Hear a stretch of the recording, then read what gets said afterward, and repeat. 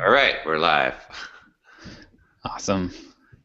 And Everything is awesome. All the noise has stopped. yeah, we had a little bit of helicopter problems, but and I believe it's That was May. just me going. Oh, sorry. It's Friday, May 22nd. So I believe Josh is unemployed. Well, not technically until 5 p.m., I guess, right? Oh, okay. But yeah, I am unemployed. Actually, it almost didn't happen because so HR today sent me over some paperwork to fill out, and one of the items was an exit certification form. I had to Oh, jeez. like sign this form and date it and everything, and scan it back into them. Well, my printer, my multifunction printer scanner would not scan the document. So for a while there, I was thinking, well, maybe this just isn't going to happen. Um, but yeah, I finally got it scanned. It only took about 20 different tries, but Yeah, I'm official now. nice, awesome. Yep. Congratulations. You, I thought leaving your job would make you less official. I'm homeless. yeah, we were all unemployed now. Now we are really the programmers. Although I'm less of a programmer, so I don't know. That's true. Kind of the odd man out here. Does anyone? I think well, Derek and Chuck write code still, Yeah. but I think Derek writes the most code still. Yeah, I think so. Yeah. Since most of what I do is content these days. Yeah, yeah. So that's yeah. What does that tell you about? Well, I mean, it's interesting, right? And I'm sure we've had this. I know we've had this conversation before, but it basically boils down to what kind of commodity you want to be and what kind of value you're giving to other people. Yeah, And you can scale it better, I think, with content than you can with code. I mean, unless you're writing a SaaS app or something, but that's a different animal than writing code for hire. yeah. So, Well, and even then, it's like the real value. Like, I mean, sure, it might be fun to write the SaaS app yourself, but like you can have someone else write that as Yeah. well. It's like so I don't know. It's interesting, like just to think of how that mindset changes when as you become more as of an entrepreneur. Well, I was even I was actually like thinking about this too, like just to take it even one level higher, right? I was watching this movie. I don't remember what it was. It doesn't really matter what the movie was, but there was this like room with all these rich people in there, wealthy kind of people that were, and I was thinking, and as I looked at like some of the people in the room, I was thinking like, how do they like, how are they so kind of rich and powerful? And it occurred to me that I don't know, it's probably not connected, but anyway, it occurred to me that that you only have so much time, right? Because they seem to be like relaxing and not like what I mean, like and to have time. I guess Mhm. that's what I thought, and I thought that the you have to eventually leverage other people, like delegate, like Yeah. you have to like you can only do so much yourself, and that's where it ties to the programming. It's Right. like as someone who writes code, writing code is not leverageable.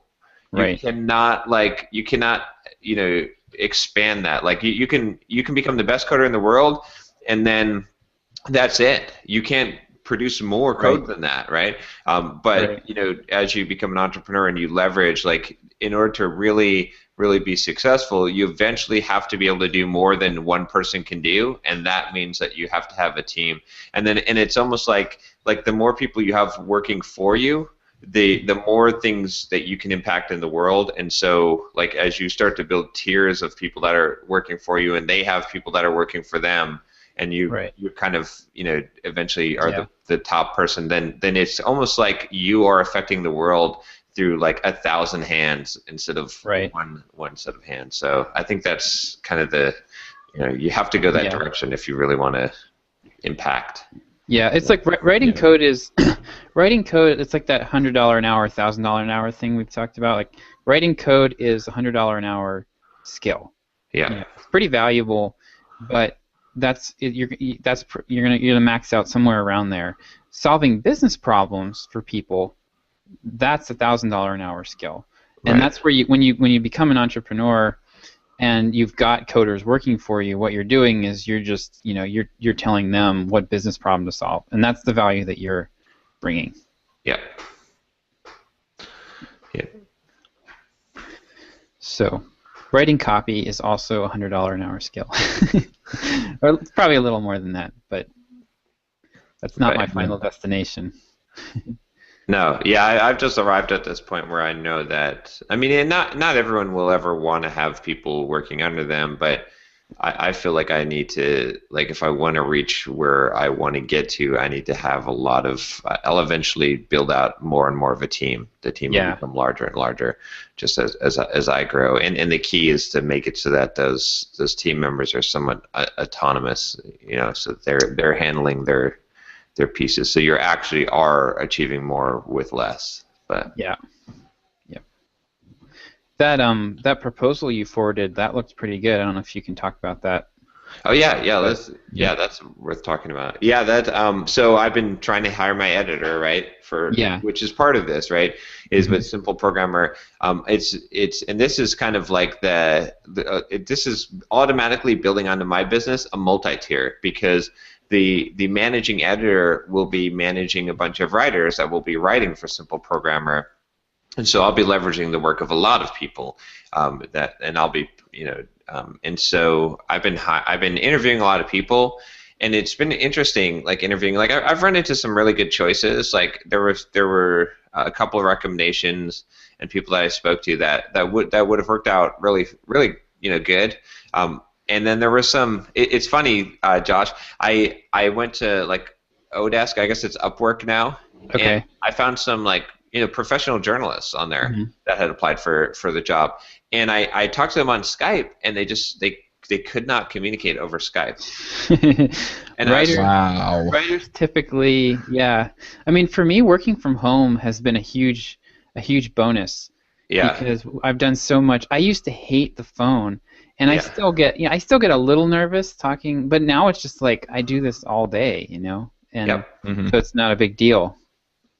But yeah, so I was like, I mean, like credential-wise, look good. Have managed newspapers, manage magazines, editorial calendars, right? All this stuff. Good writers, art awards in journalism, and but I'm like, gosh, you can't string two sentences together over a Skype call. Like I just cannot. Like I cannot have you managing writers. Like like you're going to be herding cats, because that's what programmers.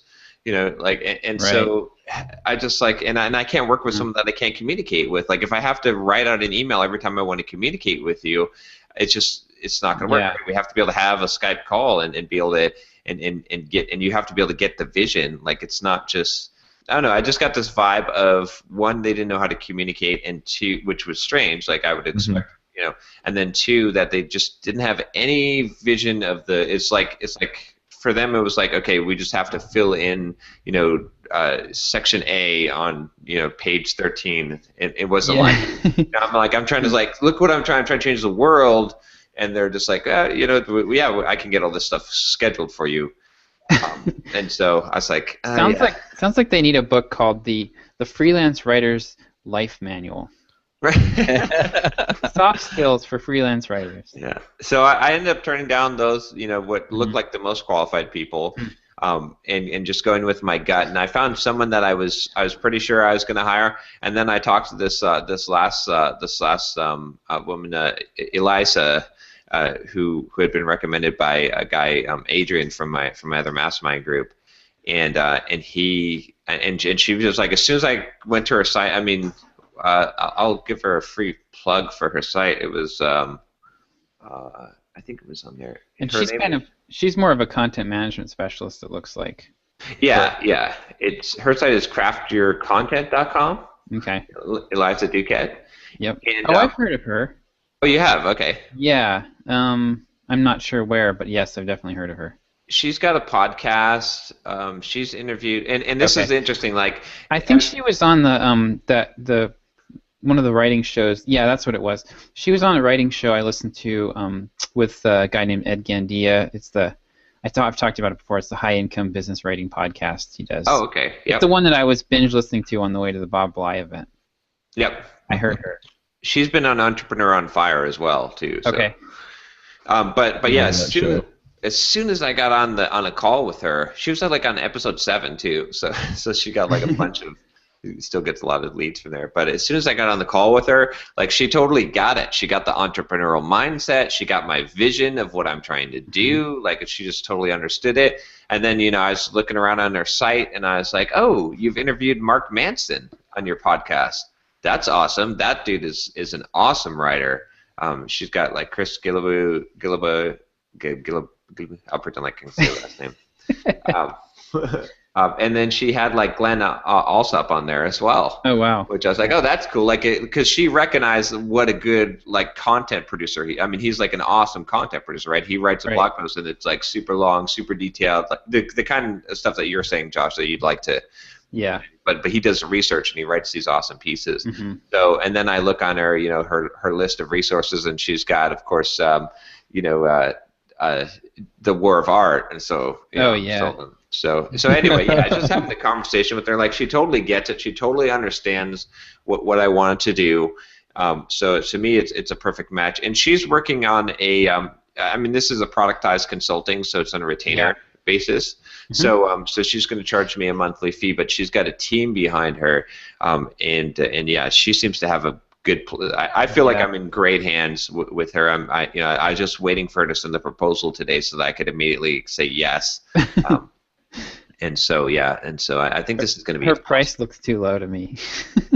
It did. Yeah. I won't discuss the price, but we discussed the budget, and honestly, like once this thing is going, it won't require a lot of work, right? Because I'm just having 5 blog posts a week. Like that's not a lot of. Once you have established writers and stuff, then it's really going to be minimal to just keep that going. Mm-hmm. But we'll see. If that's successful, I'll up this to the next level and have eventually I would like to have 2 posts a day on Simple Programmer that come out. But that's first we start here, get 5 posts a week, and see where that goes. But yeah, she just seems like really awesome. I'm really excited. So great. Yeah, I'm really happy that that's working out. I'm just excited to see where it's going to go. Yeah, it's going to be different, right? To not be totally my stuff on there, and then, but I feel like this is the next logical step for me, just because I want to reach more people. I want to be disconnected a little bit from this too. Right. I feel like I'm going to try to. I keep on still having these fantasies of just dropping and quitting everything. Like And part of it is just because I've been on this treadmill of content production for such a long time, and I produce so much content every week that I need to have some breathing room, and so this will provide me with the ability. Like I kind of want to bring more of the art back into what I'm doing, so that it's not just a treadmill. So if I have 5 blog posts that are going out every week, right, then I can write a blog post when something really strikes me, and I can write these really detailed blog posts that, so it's more of because I want to do it rather than I need to get a blog post out every week, which, you got to start off and be in that mode, I think, but I'd like to move more to artist, right? That's where I would like to move. But you got to start out as hustler before you can get to artist. And so, so that's the plan. We'll see what happens, but. Yeah, I think it'll be interesting to watch your traffic. I think once those 5 posts a day start dropping, it's gonna hockey stick. Well, not per day. Oh per well, week. Yeah, I know, but per week. It's gonna. Yeah, because that's basically like you'll be putting out every month, almost what you put out every year. Well, and here's the other nice thing about this. So, I just launched Simple Programmer podcast yesterday. Sweet. How many episodes? Just. There's 3 out right now. 3? Yeah, I saw that. Congratulations. Thanks. I haven't listened to them, so I can't say, oh, you sound great, or somebody else you have reading it sounds great, but. Or it sounds like you're in a helicopter. Yeah.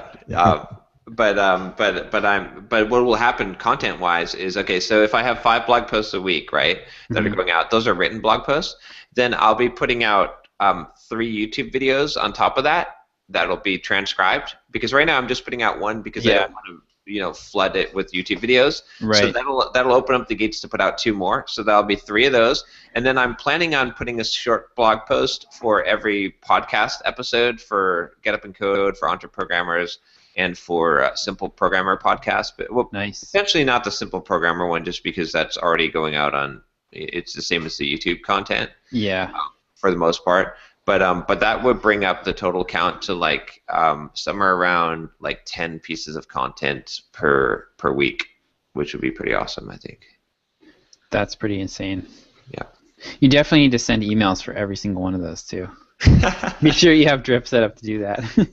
Well, it's going to make my RSS feed emails a lot more valuable to people too. Yeah. Nice. Yep. Nice. So anything else going on with you, John? I guess I should dive into it since we're already. Yeah. I finished recording. So I finished recording the audio version of Soft Skills in 1 week. Oh man. So with that, were you just doing like one long take, and then if you'd stumble, you'd just redo it, or like how? So how that process worked. The way I do it is I just assume editors can edit. So, since that's how I edit my own stuff. So I just would read it, and then I would just say, like, if I mess up, if I fumble a word, I'll just say cut, and then I'll just retake from wherever, and then cut, and so I have each chapter might have like 5 or 6 cuts in there. Okay, so you would cut and then go back to the beginning of the sentence and just start over. Exactly, back or to where there's a comma, anywhere where there's a pause, so that is because I don't want to make it excessively hard for an editor to splice a word in, because that's Plus, your cadence changes when you say a sentence, or every time there's a pause, there's a cadence change, right? From editing my own stuff for long enough, I know that where to retake. But yeah, I did that. I was doing like 4 hours. It's 16 hours, I think, of the entire audiobook. Good grief! Wow. So somewhere around there. So and I added a few riffs in there. I didn't add as many as I thought I was going to. Where I went off the page and stuff, and I added some books and stuff that. That's cool. That's cool that you did that. I've had a couple audiobooks where people did that, and I thought it was cool. Mm-hmm. Yeah. I figured that would give some reason for someone to purchase the audiobook too if they already have the other book. So I finished that up. The only thing left is they wanted a couple of videos to go with, like Manning wants to do like a V-book as well. So I was going to do videos for each section.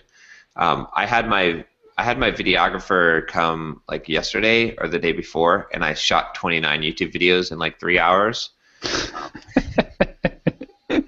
Wow. But any one of those things would be enough to make you want to quit the internet and just go live in a cave. And I feel like I'm not That'd be a big productive. bummer. Those are going to be ready for when I'm traveling. But I didn't have them do the Manning videos. I'm going to have to record those myself with my digital camera, just because I didn't want to I don't know how those are going to go and stuff. I didn't want to waste time. Yeah. So, but yeah, so that's you should do them on your iPad, like you were doing those your hostage video.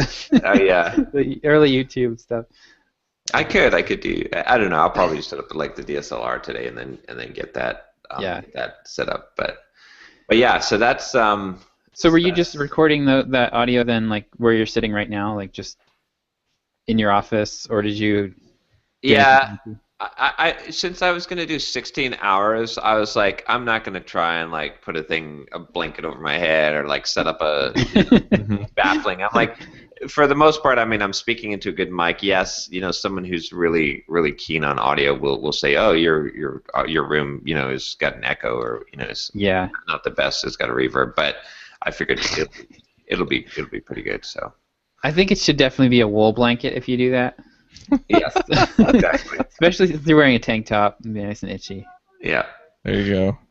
But yeah, so that's we'll see what happens with the audio version of that. It's going to be on Audible. That was part of my deal with the publishers. I was like, I'm not doing an audiobook if you don't publish. Well, they're like, it costs too much. Like, no, it has to go on Audible. Good deal. Yeah. Way to put your foot down. Yeah. Well, because it's just not worth my time. I mean. Yeah. Because Yeah. Yeah, they'd sell like 20 copies of it.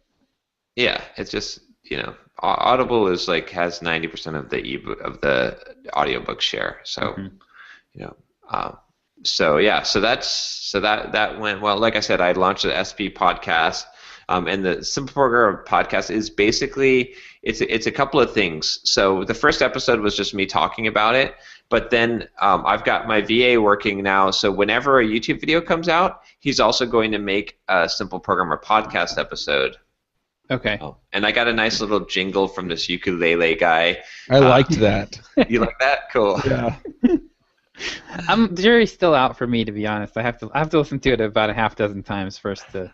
It adds this character, and it's so John. You know me and my crazy jingles, right? So, but it's like it's not like the most like awesome thing, but it's something that like when people hear it, they'll know, right? Yeah. It's like I wanted it to be unique, like so that's. They'll know and they'll say make it stop. Exactly. Yeah, but then those are the things that get stuck in your head too. So that's true. Yeah. So we'll see. Anyway, the podcast will be coming out every time I do a YouTube video. Also, when I do interviews on my YouTube channel, and then every once in a while, when I feel like there's a topic, again going into that artist mode. I never started the Simple Programmer podcast because I didn't want to be on the hook to create weekly videos or weekly podcast episodes because I won't always have some. I'm already doing so much stuff. I don't want to be on the hook for another thing. But by making it be essentially a mirror of my YouTube channel, it gives me this ability now to create an episode if I want to just create a podcast episode whenever I feel like it. So that would be the other piece. But I'll be producing just generally from the YouTube channel 3 episodes a week. So this will be potentially a good advertisement, sponsorship type of deal as well. Oh yeah. Mm-hmm. So and it's just a good way to repurpose content. So yeah, so that's that, and then the last thing that's going on with me is I've got that contract, that client I had negotiated with. I'm all set. So I actually ended up raising the price. So I'm charging $5,000 a day, and I'm going to go in for 3 days. So nice. Wow. Yeah. Sweet. Yep. So that pegs your weekly rate at 25 then. Yeah. Yep.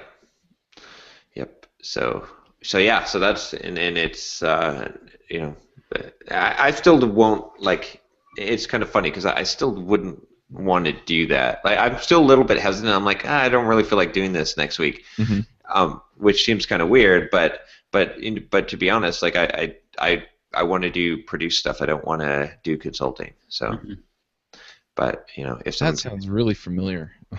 Yeah. But yeah, and then next week I will be flying out to Paris, and yeah. The plan is to cut things down to try and I'll have my content person, my editor now, my VAs. Oh, I don't know if the other awesome thing my VA did this week is if you go to my YouTube channel, I was like, make it look good, like the header for the Google Plus and the logo thing. You can see he's made it. I don't know. It looks. I like it. I think it looks a lot more professional. So, and I'm gonna have him do the same thing with my Twitter and all that. Sweet. Yeah. Sweet. Awesome. Make it so, right? Exactly. Yeah. I also have a Kanban board for him now. I figured out how to manage the tasks that are non-daily. So there's a virtual assistant board, and then there's a to do today, in progress, ready for review, and done. Oh, that's great. And so I could just drop tasks in there. I told him, the order that I have the tasks in there, that's, so I can change the priority, only pick up one thing in progress at any time. And then when you're done, drop it in ready for review, and then I'll take a look at it. So nice. Yeah. So yeah, that's flowing pretty good. But I'm using Kanban board for my assistant too. Awesome. Actually moved Mandy over to one too. So. Oh, so how's that going with you? That's pretty much it for me, for my week. Oh, I wasn't trying to take over. I was just checking in saying it's working too here. Yeah. So the guy from Philippines that I hired, Gerald, he is working out terrific. He's got pretty much all of the show notes hooked in for the YouTube stuff. I've just been having him handle the YouTube stuff because I've been out of town and stuff, and there was plenty of work for him to do there. So yeah, all the show notes are pretty much linked in to the descriptions. I have a few like minor tweaks that I want him to do, and then I'm going to have him go back and put in annotations for all of the links throughout the show. Nice. And yeah, it's just going to be awesome. So yeah, so I've got that going on, and then I'm starting to move him into other areas and start having him take over certain things and certain processes. So it's just been super nice to have somebody that can pick up some of that work. One of the things that I've been looking at that's kind of related to the way that I'm working with him is I was looking at my bookkeeping. Yeah. And now I'm really I'm trying to figure out, because I think I'm doing something wrong. I mean, part of this is getting out of the hole that I got into last November, but I was looking at my income numbers, and so in May, my gross income so far is $33,000. And in April, it was $38,000. In March, it was $21,000. February was $28,000. And the problem is I still feel like I'm struggling. Oh, well, those are pretty big numbers. You should. Yeah.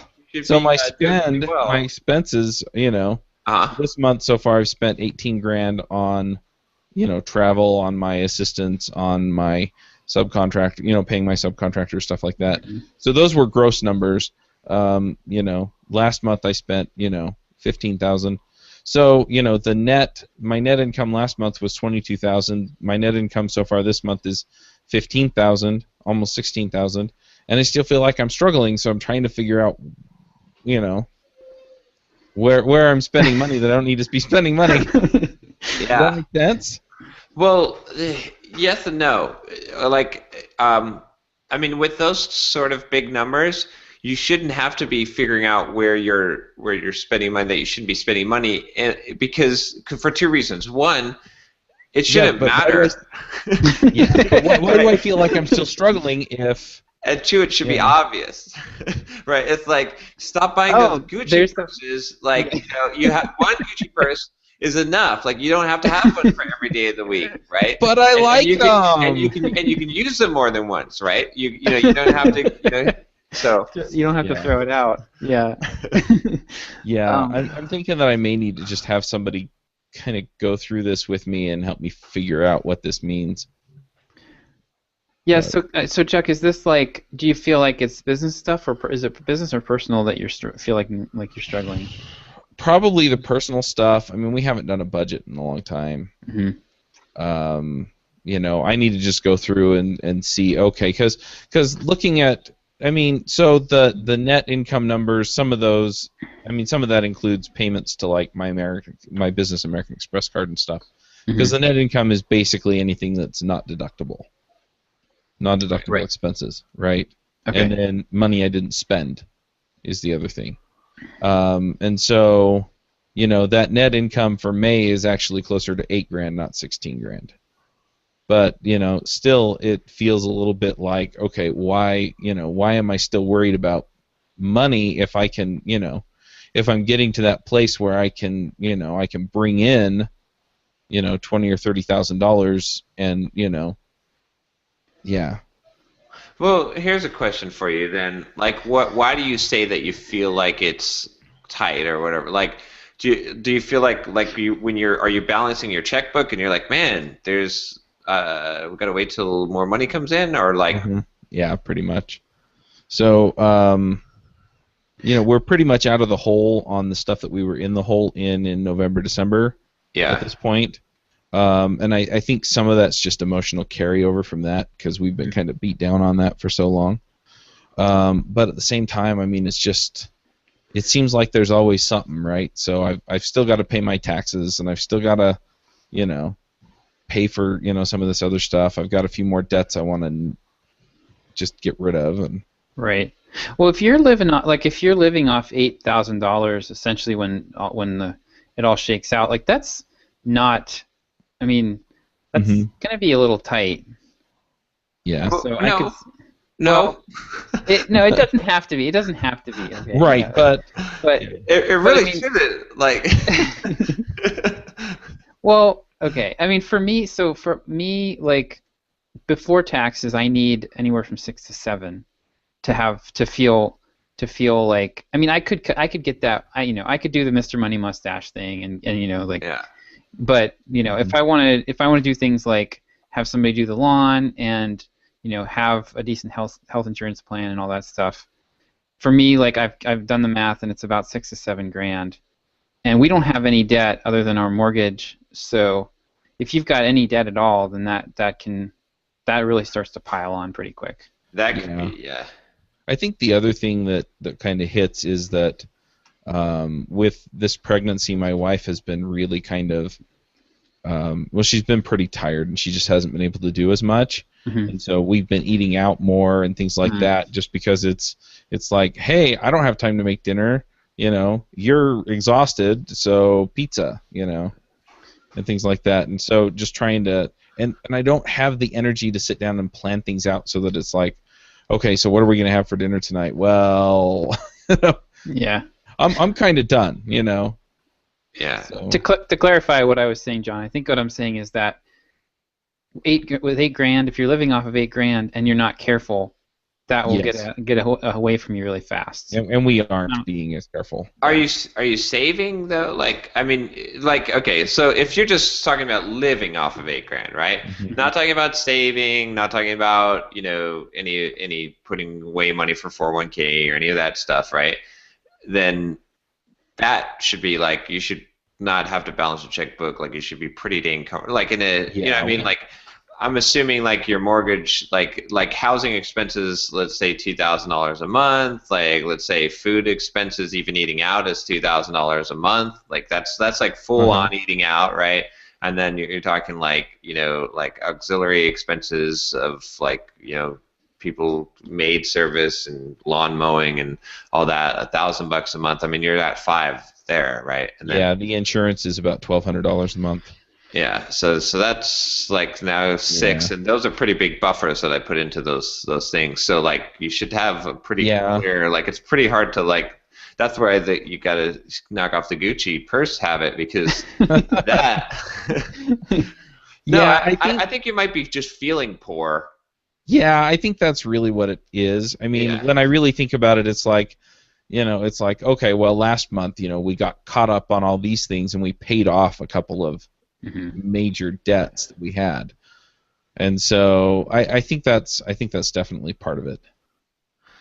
One thing you could do is a reverse budget, like just pull out money, like instead of, because I don't know, when you're making the kind of money that you're making, it just doesn't make a lot of sense to me to penny pinch and to budget and to like to put a lot of effort. I mean, like I said, if there's something, it should be obvious, like where the money is going. Like if there's something that you need to cut, it should be like, man, that lawn guy, I don't understand why he charges $300 a week to mow my lawn. Like that just doesn't make sense. I feel like all the money is going to the lawn guy. You know what I mean? Like that would, like, it should stick out like that. Otherwise, what you could do is you could just pull out. You could say like, look, here's the thing.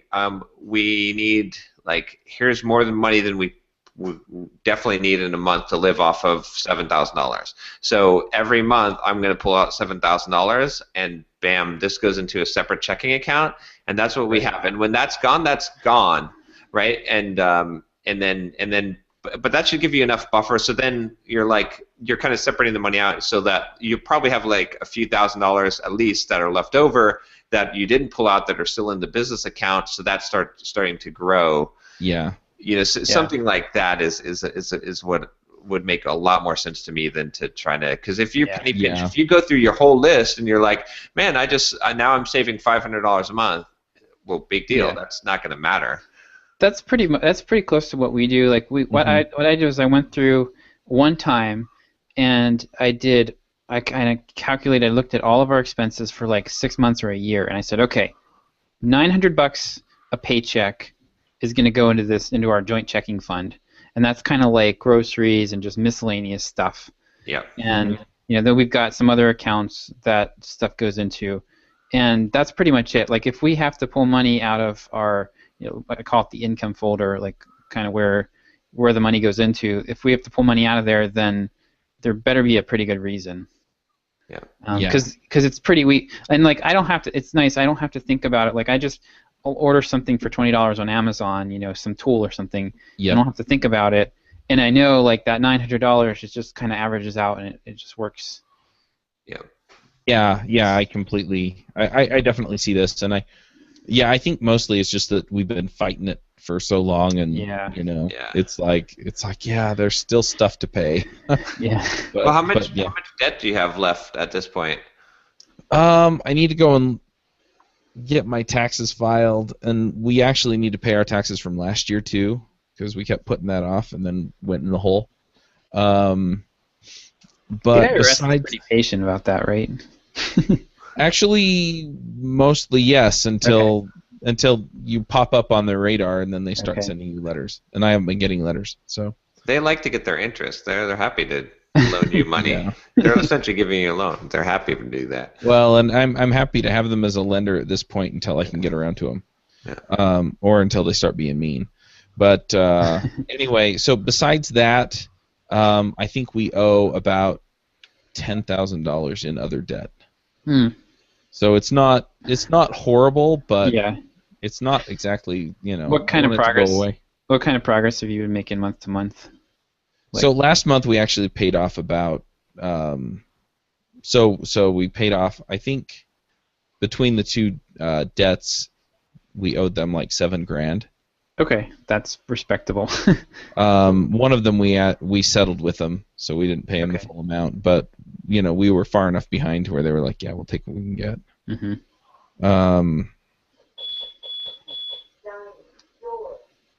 What was that?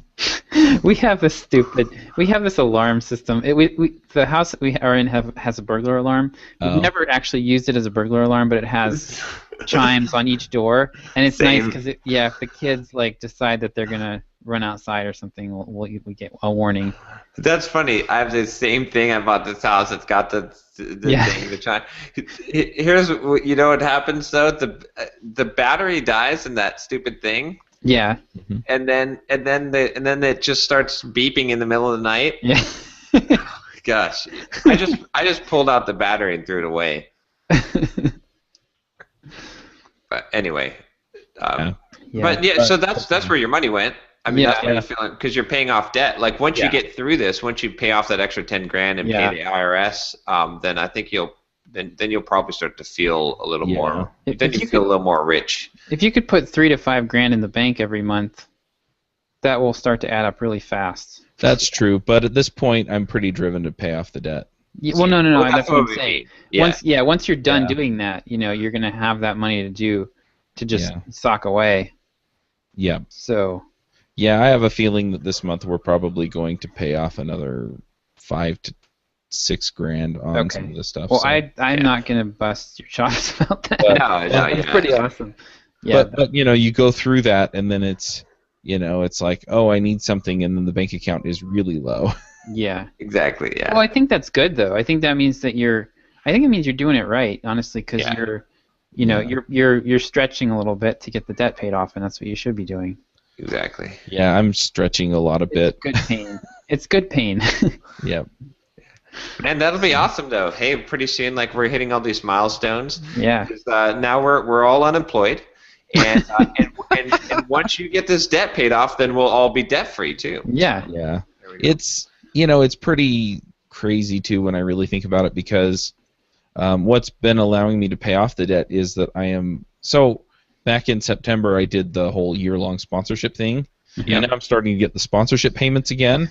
And yeah, that's what I've been using to pay off that debt. Mm-hmm. And it's been really, really nice to be able to just, okay, I've got some room. And yeah, I sat on, after listening to Jesse Meekum's talk at Microconf, I sat on a little bit more money in my business than I normally do. Yeah. Yep. And yep. and that's been nice too, because then I don't have to worry about how am I going to pay this or how am I gonna pay this. Yep. It's like I'm feeling broke again. It's about time to pay somebody, and I go look, and nope, I don't have to pay anybody till next week. And so it's like, okay, yeah. Yeah, So. there's something to be said. Like, I can't tell. Like, it even, no matter what your financial situation is, there's something to be said for having enough of a buffer of money, Mm-hmm. like a reserve, that you eliminate all the overhead involved with balancing checkbooks, with wondering where you're going to get money from, with trying to clip coupons, because all that is wasted time and stress.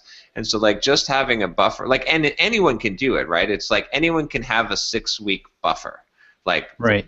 Because it doesn't matter how much money you make, right? If you whatever it is, like whatever income level you're at, 6 weeks for you is on a scale. So like, there's definitely some benefit, like you're saying, what you did with your business. But I mean, I remember back in the days when I used to balance a checkbook and stuff, and then to now where I have just big buffers where it's like, okay, I don't even worry about all that stuff, and it's just a lot of mental stress off of you, and a lot of time. Like, you realize how much time you waste, thinking about this stuff. So yeah, just panicking over this stuff.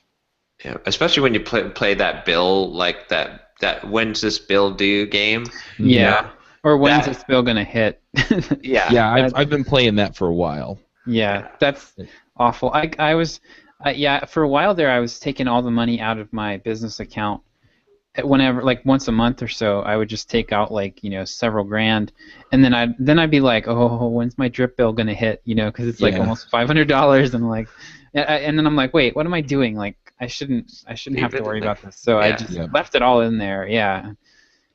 Yeah, well, and the thing is I'm not making money off of Rails clips yet, and I'm not making money off of some of the other things that have become very apparent that I need to be doing yet.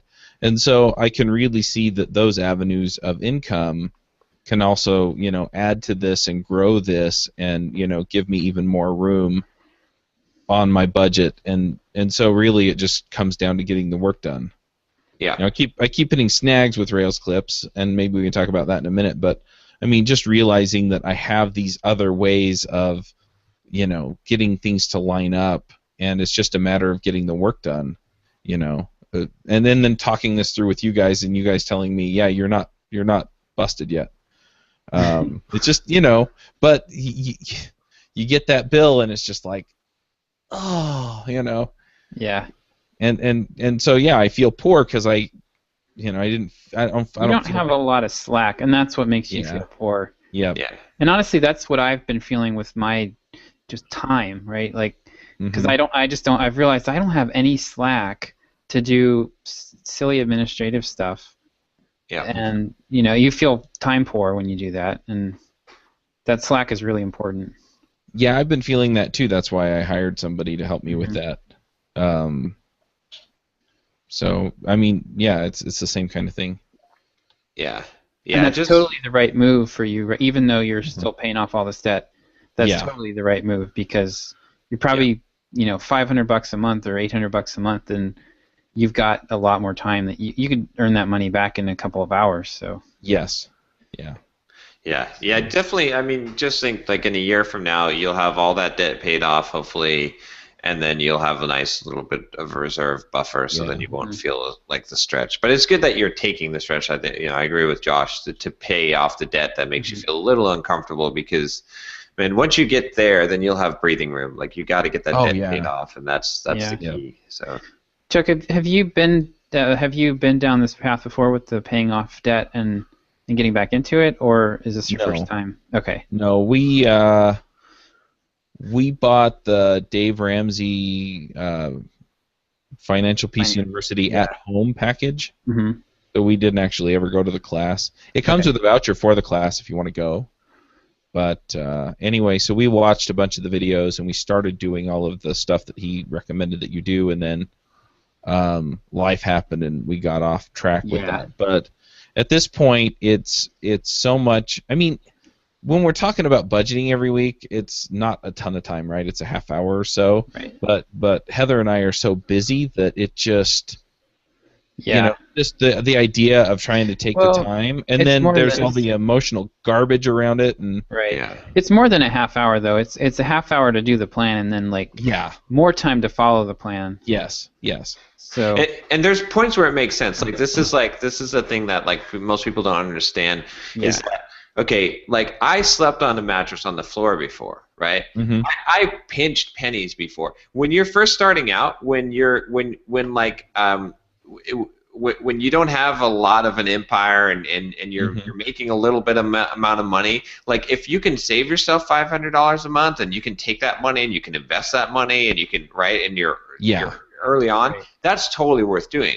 But as you get to a certain point, it's like then it's not worth doing that anymore, and then it's not worth then it's like no, just like go and eat out if you need to go eat. Like who cares? What does it matter if you're going to save, if it's going to cost you an extra $500 or $1,000 a month to eat out? Like it's like it just depends on where you are. You know what I mean? If you're making $60,000 a year and that's your family's income, then you want to be really careful about these things and saving that money, because you can invest it is going to be huge, because that's going to make a huge difference in your life down that road. But as you get to certain points, then it's like you got to stop. So it's kind of weird, because it's like you give kind of different advice. Like the advice that I think a lot of people don't realize is that the advice is dynamic based on where you are. Like on what. Yeah, well, it'll cost any family my size the same amount to eat out every night. Yeah. Right. Yeah. But if their income is half of what my income is, then that's twice the amount of their world that they're spending on that. Yeah. So I may be able to afford it, but they may not. Exactly. And so, am I stressing myself out over something that, in the grand scheme of things, really isn't going to affect me? Exactly. See, that's the thing. Yeah. In fact, it's kind of weird. Like I've gotten to these, because I still kind of have that mindset from when I had to pinch the penny. And I was trying to make it, and like investing in real estate when I was paying money out of my pocket every month, and like every cent counted. And so now I'm like, okay, so sometimes I have to like look at things and be like, okay, if I did something and it ends up costing me an extra, let's say $20,000 this year.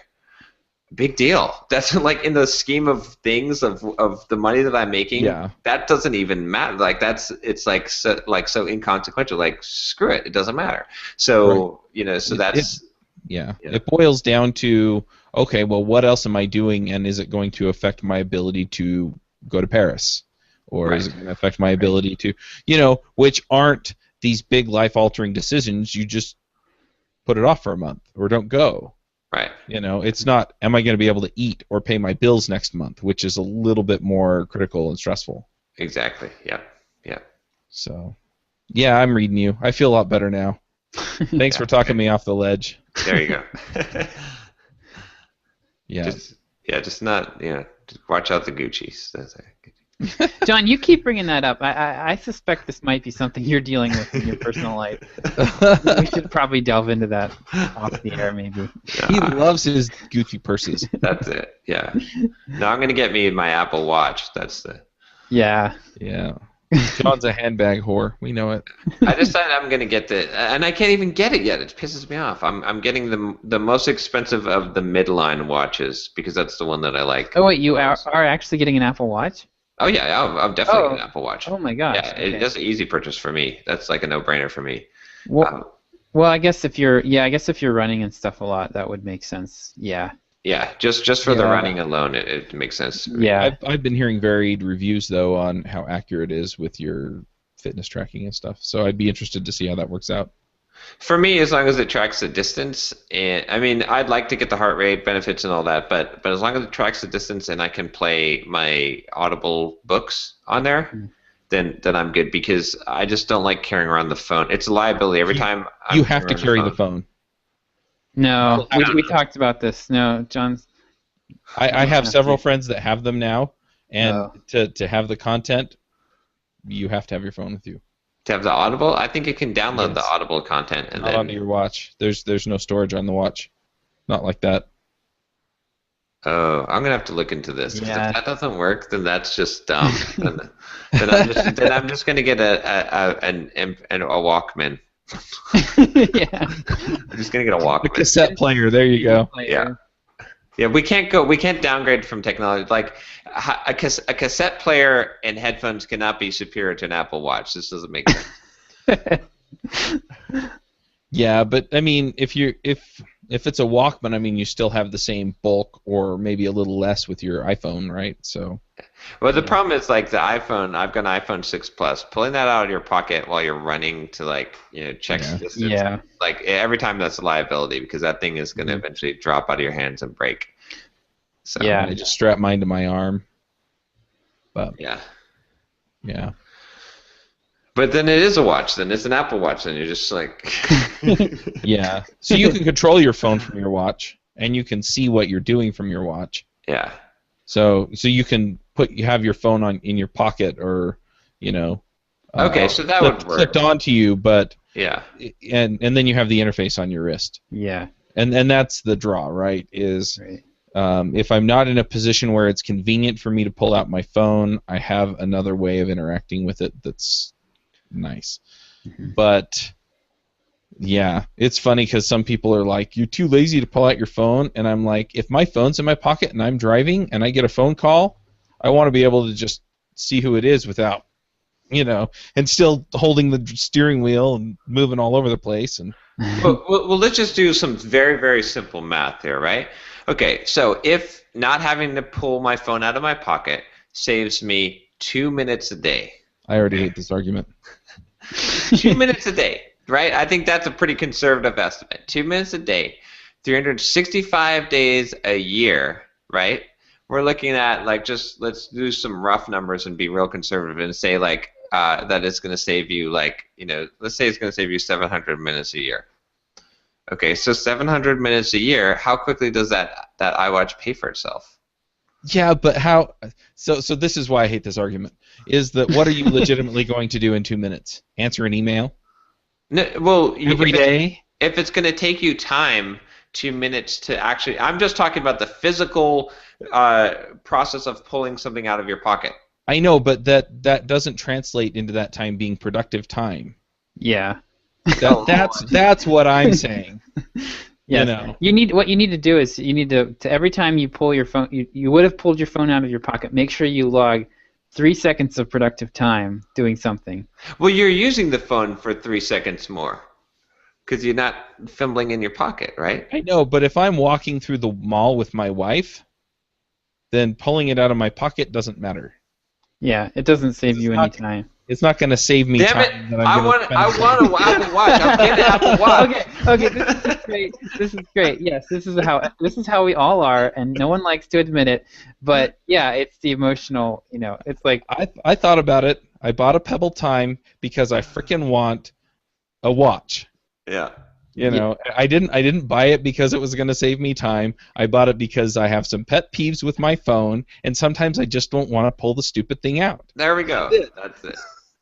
But I have no illusions it's going to make me any more efficient. And John, from what I've read about the watch too, you have to babysit the thing.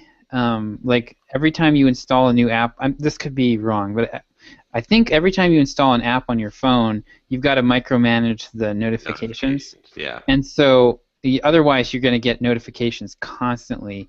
And so it becomes this ongoing chore of disabling, making sure you've got the notifications tweaked. And this was in a review that I was reading. Yeah. But if the iPhone app has a watch app, then it'll automatically install the watch app to your phone or to your watch, which is nice. So you get the interactivity if they've built it. But yeah, I wouldn't be surprised if you're right about that, Josh. I think honestly, the second or third gen iWatch with iOS 9 or 10, I think that's where we're really going to see the sweet spot with it. Yeah. But, yeah. Yeah. We'll see. Anyway, I don't. Yep. But yeah, so next week I'm going to be doing Rails clips. I keep having all these challenges. I sent the email to you guys about switching to WordPress or not. Yeah. Oh yeah. And the thing is that I've got things so close on DevChat, and there are so many advantages to having it on DevChat that I think I'm just going to leave it there. But I keep having things come up, like I went to Atlanta this week instead of recording videos. And then, I had a meeting last night for Cub Scouts. It's the end of school, so I'm going to at least 2 or 3 things over the next week for, school, at the school, dance festivals or talent shows, or there's something else that I can't remember. I was at a kindergarten graduation yesterday morning. And so it's been really hard to find the time. And so I think pretty much what I'm going to do is, unless it's something that is going to make me at least $2,000 by answering the email or whatever, I'm pretty much just going to ignore everything except the podcast next week, and then just get those videos done. Yeah. And I'd like to get to the point where I have a month's worth in the can, so that I can go back to Atlanta for this training and not worry about it until I come back. And then it's like, okay, this isn't critical urgent, but I only have 2 weeks to figure this out, so I got to get more stuff in. So I can help you out with this one, because I struggle with this, and I have a real good system. Like, how did I record that entire audio book in a week? Because I know I need to do it, right? So Right. It's actually kind of interesting. Like, I had never heard someone describe it, but now I've heard someone describe it 3 times this week, which is this analogy. I mean, I've heard this analogy before, but I didn't hear it applied. But have you ever seen that thing where you put the rocks, they put the rocks and the pebbles, and sand in the that's water, Stephen right? Covey Yeah. thing. Then you put the sand in, and then you put the water in. Yep. Exactly. So it's just this idea of picking out the big rocks. And so, like, on my Kanban board, like for this last week, because whenever I have a big project like this and I'm like, I need to get this thing done, the very first thing that went on my board was record like 8 chapters of the book. And every day, the very first thing I did was get the 8 chapters done. And I had it divided up, so I knew it was going to take me exactly a week, like a week and a day, because I had those chapters. And every day, the very first thing I did was do that, because those are my big rocks. Yep. And then I went and then did the other things that I needed to do for the week, and then I left the rest of the stuff, and then somehow, the thing, like, the world didn't end. Those other things got filled in. But I always, like, if I start the day with email or some crap like that, that's like that's the water and the sand. But yeah, just like for these rail clips, I would just totally like come up with a quota that you're going to do every single day or whatever it is, certain days and week, and put that on your schedule and just be like, even if you book the time on the calendar, like, I'm spending this time this day, and that's the first thing I'm working on before I work on anything else, and you'll get that, like, you'll get that done. I like it. Yeah, that's pretty similar to what I'm planning to do. So I will have to see how it goes next week.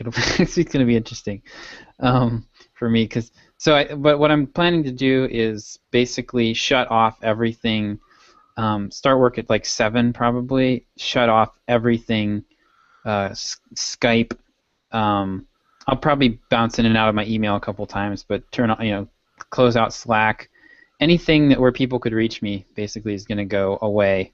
Yeah. Until I'm done. I'm going to put in 4 to 6 hours of writing time for client work, and then the world can have their shot at me. So. Yep. Otherwise, like, it's just too easy with writing, especially for me. It's like, I mean, for anybody, it's like writing's never like. It's always hard to get started. It's never, no matter how much you do it, it never is like, I can't wait to get. There's a few people that are like, I can't wait to write, but for most people, getting started is pretty tricky, and it's really easy to procrastinate. So. Yep. Yeah. The interesting thing about writing too is that I've discovered is writing replies to emails. It requires the same amount of effort and mental focus, and drains you the same amount as writing a blog post or writing something of value. And so, like, it's so kind write of funny. The blog post and send them a link. Is that what you're saying? Well, what I'm saying is that, like, if you answer your emails for, like, if you don't set aside those, like, the big rock thing, like, and do your writing first, and and you answer, let's say you answer emails first, right? Then you write some really awesome emails to people, right? But then your writing suffers, right? Yep. Whereas if you flip it, like your writing is good, like the blog post you're writing or whatever it is, and then when you answer people emails, oh well, sure, you're drained and you're right, but you get through it, and it doesn't matter because your thoughts, your communication doesn't have to be as clear. Like it doesn't have to be a piece of art when you answer someone's email, but like. You know what I mean? Like you will first use up that, so you only have a limited supply. So pick what you're going to use your creativity and your focus on, instead of like So the ordering, and that that's something I've been learning, is that the ordering of things matters a huge degree. Yep. And I find too, like if I don't hit the big thing first, I get really tense. I get tenser and tenser inside as the day goes on, and like I'm like an hour in, and I'm like still answering email, and I'm like just and then by the time I do 2 or 3 hours of that, and then I try to do some real work, and it's like I'm like this stress ball, and it's really hard to get into the flow. Right. Yeah.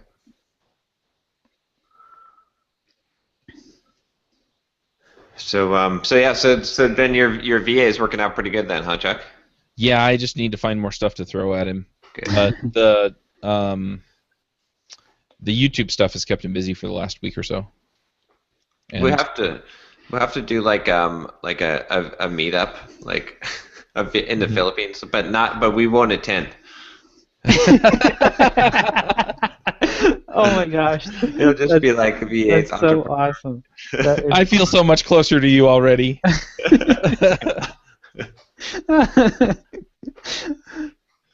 Killer. That'd be funny. It'd be awesome. Like once Josh gets his VA and Derek gets his, to have an episode of Entreprogrammers where it's just our VAs talking about the outsourced. Yeah, that'd be awesome. Well, I know he has this going on. I don't know. I did this and this. Get dangerous, It's like they start to compare notes and. Yeah. Wow. He's only paying you $400? Oh my gosh.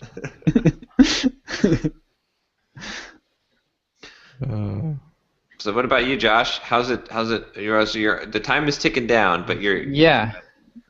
So oh my gosh, this week has been pretty insane.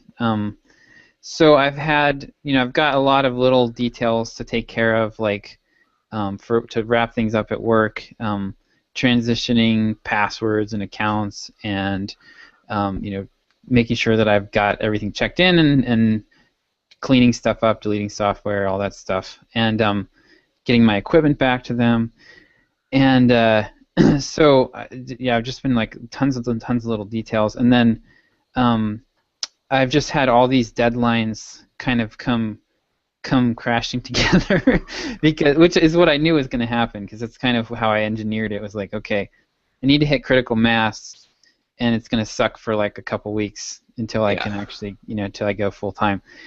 And so like I basically had all of my clients pretty much just decided they needed something on Friday, which is today. And so I was just juggling. I was just like bouncing back and forth between. It was like at one point I had like 2 deadlines on Friday. I was like, okay, I can do this. And then somebody else was like, I really need that by Friday. And I was like, okay, I can do this. And then another one came in, and I was like, oh boy, because I note to self, most people like to take Memorial Day and other holidays off. So I had one client I was like, I'll get this to you on Monday. And he's like, I'm taking Monday off. We need this, we need to have it done by Tuesday. So I had to get it to him by Friday. Yeah. So yeah, I've got a plan for holidays. That's something I've got to make a note about. But yeah, it's been so. I think I'm going to get everything done. And so I know far, that feeling. Yeah, I think I'm going to. So far though, my clients have been liking what I've been producing for them. So I did one. So I've got the writing coach. He's relaunching his. He's relaunching his writing class with like a master's level, or I'm sorry, not writing coach. Public speaking coach. Yeah, he's relaunching his class with like a $600 tier, and like a $1,600 tier. Oh, nice. Wow. Yeah, because he had all these lower packages, and then people were buying the upper one only. Wow. So he just dropped all the lower ones, and he's added another one that's like more personal access to him and everything. So he's launching. So we're kicking that off on Tuesday. So I was hoping to have like all of his emails done and to him on Monday, so he could review them and we could queue everything up. But he's taking Monday off, so I just got him the first one. We had a compromise, and I just got him the first email, and he looked at it, and he was pretty happy with it. He had a couple minor tweaks. It was kind of funny because I got to show it to my wife, and she was a corporate trainer previously, and Okay. so she read it, and she's like, she actually was getting interested and started asking me questions about the course. So I was like, yes, mission accomplished. Yeah, like it actually caught her interest. She wasn't just like reading and going, oh, that's nice, because I wrote it. It was actually like piqued her interest. So it was really fun though, because so this guy he speaks. He's like an inspirational type speaker, and he speaks to students. And so I told the story. The first email, I'm basically just like trying to get people to buy into his lifestyle and like the dream of achieving his lifestyle. And so he kind of, he jets around the country and makes six figures just speaking basically. And so I told a story about him speaking at some like a poor school in Oklahoma, and just how touched the kids were by his story and everything. So it was really cool. It was like I was able to really push the right emotional buttons, I think, in that email. So I'm looking forward to seeing how it does. The interesting thing with this one is I realized that I'm actually not going to be able to claim. I don't know what I'll be able to claim about results out of this, because I'm writing the 4 emails that lead up to the sale, and then he's writing like all of the actual launch emails himself. So like my last email will be the one from the day before he actually goes live. So I'm going to have to come up with a way that I can present like whatever happens as a result in a way that is useful for me as a case study. Yeah, because you can't claim the results. Yeah, there won't be any like actual purchases happening from my emails. I was like, oh, that's kind of a bummer. Yeah, but you can say that you took part in it. And then if people ask, you can say, well, this is what I did. Yeah. You may also be able to what am I trying to say? You're basically, you can measure up to the point that you're involved, right? Right. Yeah. And so, it's like, look, we had these kinds of results through the emails that I wrote, and then he, it primed him for this kind of response on the things that he did. Yeah, that makes sense. I'm thinking of like, I'm hoping if the first day goes really well, which they typically do on these launches, then I can kind of take a lot of credit for that, because that first email he sends will probably just be like, come and get it type of deal. So that'll be some measure of the results. And then I sent over some emails to my running coach client, and he was very happy with them. Man, he's diagramming out his sales funnel, and it is crazy. It makes anything we've put together look like child's play. I mean, he's got like this great big Visio diagram, and this is just like he's just getting started. Because he's got upsells. All his products are going to have upsells. It's going to be the $7 tripwire, and then $200 upsell kind of thing. And he's got a bunch of parallel offers, and it's insane. But he's going to need a lot of emails, so I'm happy. Yeah. I think it's not going to be hard to transition him to a retainer here pretty soon.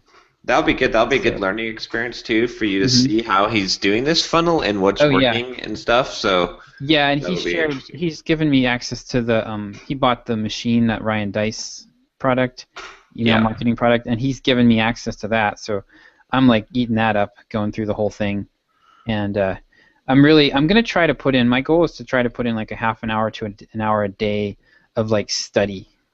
Yeah. I wanna be. That's like one of the things the two things that I really wanted to be able to do that I haven't been able to do very much is like block off some time for study and then block off a nice block of time for actually getting to know the audiences that I'm writing for, because it's just been so frantic with the doing it on the side that I always felt like I was kind of running on empty. Yeah. And it's really easy to write, like a lot of this stuff is really easy for me to write when I feel like I'm topped off and I've spent some time, reading the Reddit running forum. If I do that for half an hour, like I'm primed and I can crank stuff out. But when I'm just always in like deadline mode, it's hard to stay on top of that. But yeah, so next week I'm going to be working through the weekend, trying to get everything done, and then I think early next week or mid next week, things should start to get more reasonable. My deadlines are going to be easing up a little bit, and I think I can do this. But yeah, I'm actually happy with how productive I am able to be right now. Like I feel like I'll be able to work like essentially write like 4 hours a day, if that, and easily pay all of our bills and not have any stress there. And then it's really just a matter of getting better and better clients, because it's the same stuff. I mean, I'm going to put the same amount of work in and write the same stuff regardless of how much they're paying me. So I've actually been getting a pretty good amount of leads in from Twitter, which has surprised me. I've gotten had 5 people contacting me this week about copywriting. Wow. Either through my website contact form or directly on Twitter.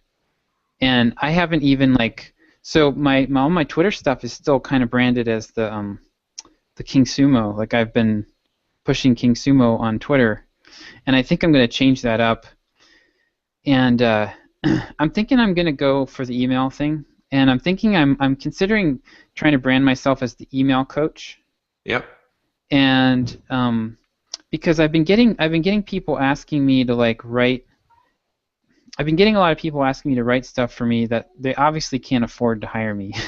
And I think that I could actually do basically do copy reviews and have a pretty nice stream. Like I could charge probably $250 to $500 a pop, and have a nice stream of those coming in as not my main source of income, but kind of as a secondary stream. And that gets me exposed to more people's businesses too.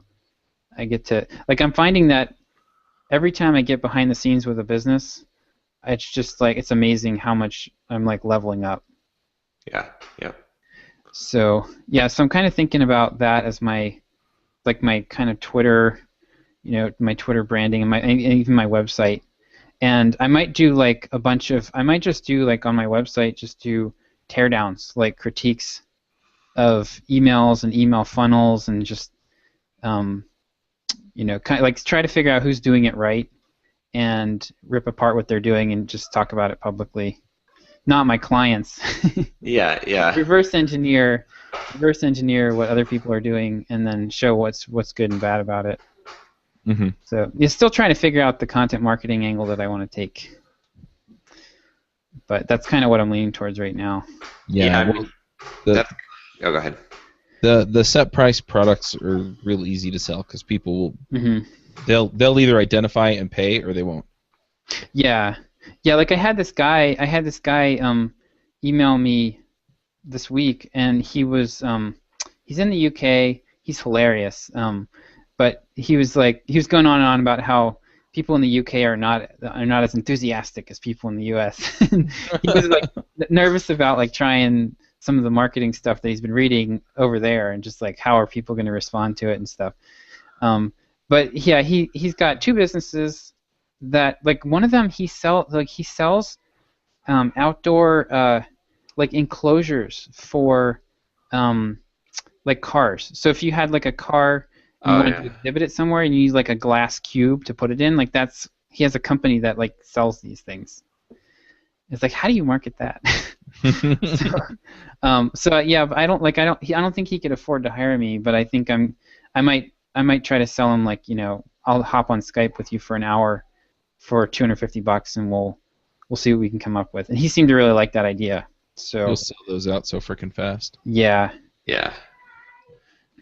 Just watch, because that, like, the negotiation of the thing, if it's only going to be an hour, it might take you over an hour as well. So then you're cutting that rate in half, and then if you can turn it into something else, or maybe if you can tell them you'll do a minimum of 3-hour sessions. Right. And you can space them apart, so when he needs help, so he purchases all 3 at once, and then you're negotiating one time, and then that cuts your overhead. That's what Naomi from IddyBiz actually she just changed her model from, like, she was selling hour blocks before, and now you have to buy like 12 at a time or something. It's a pretty big chunk.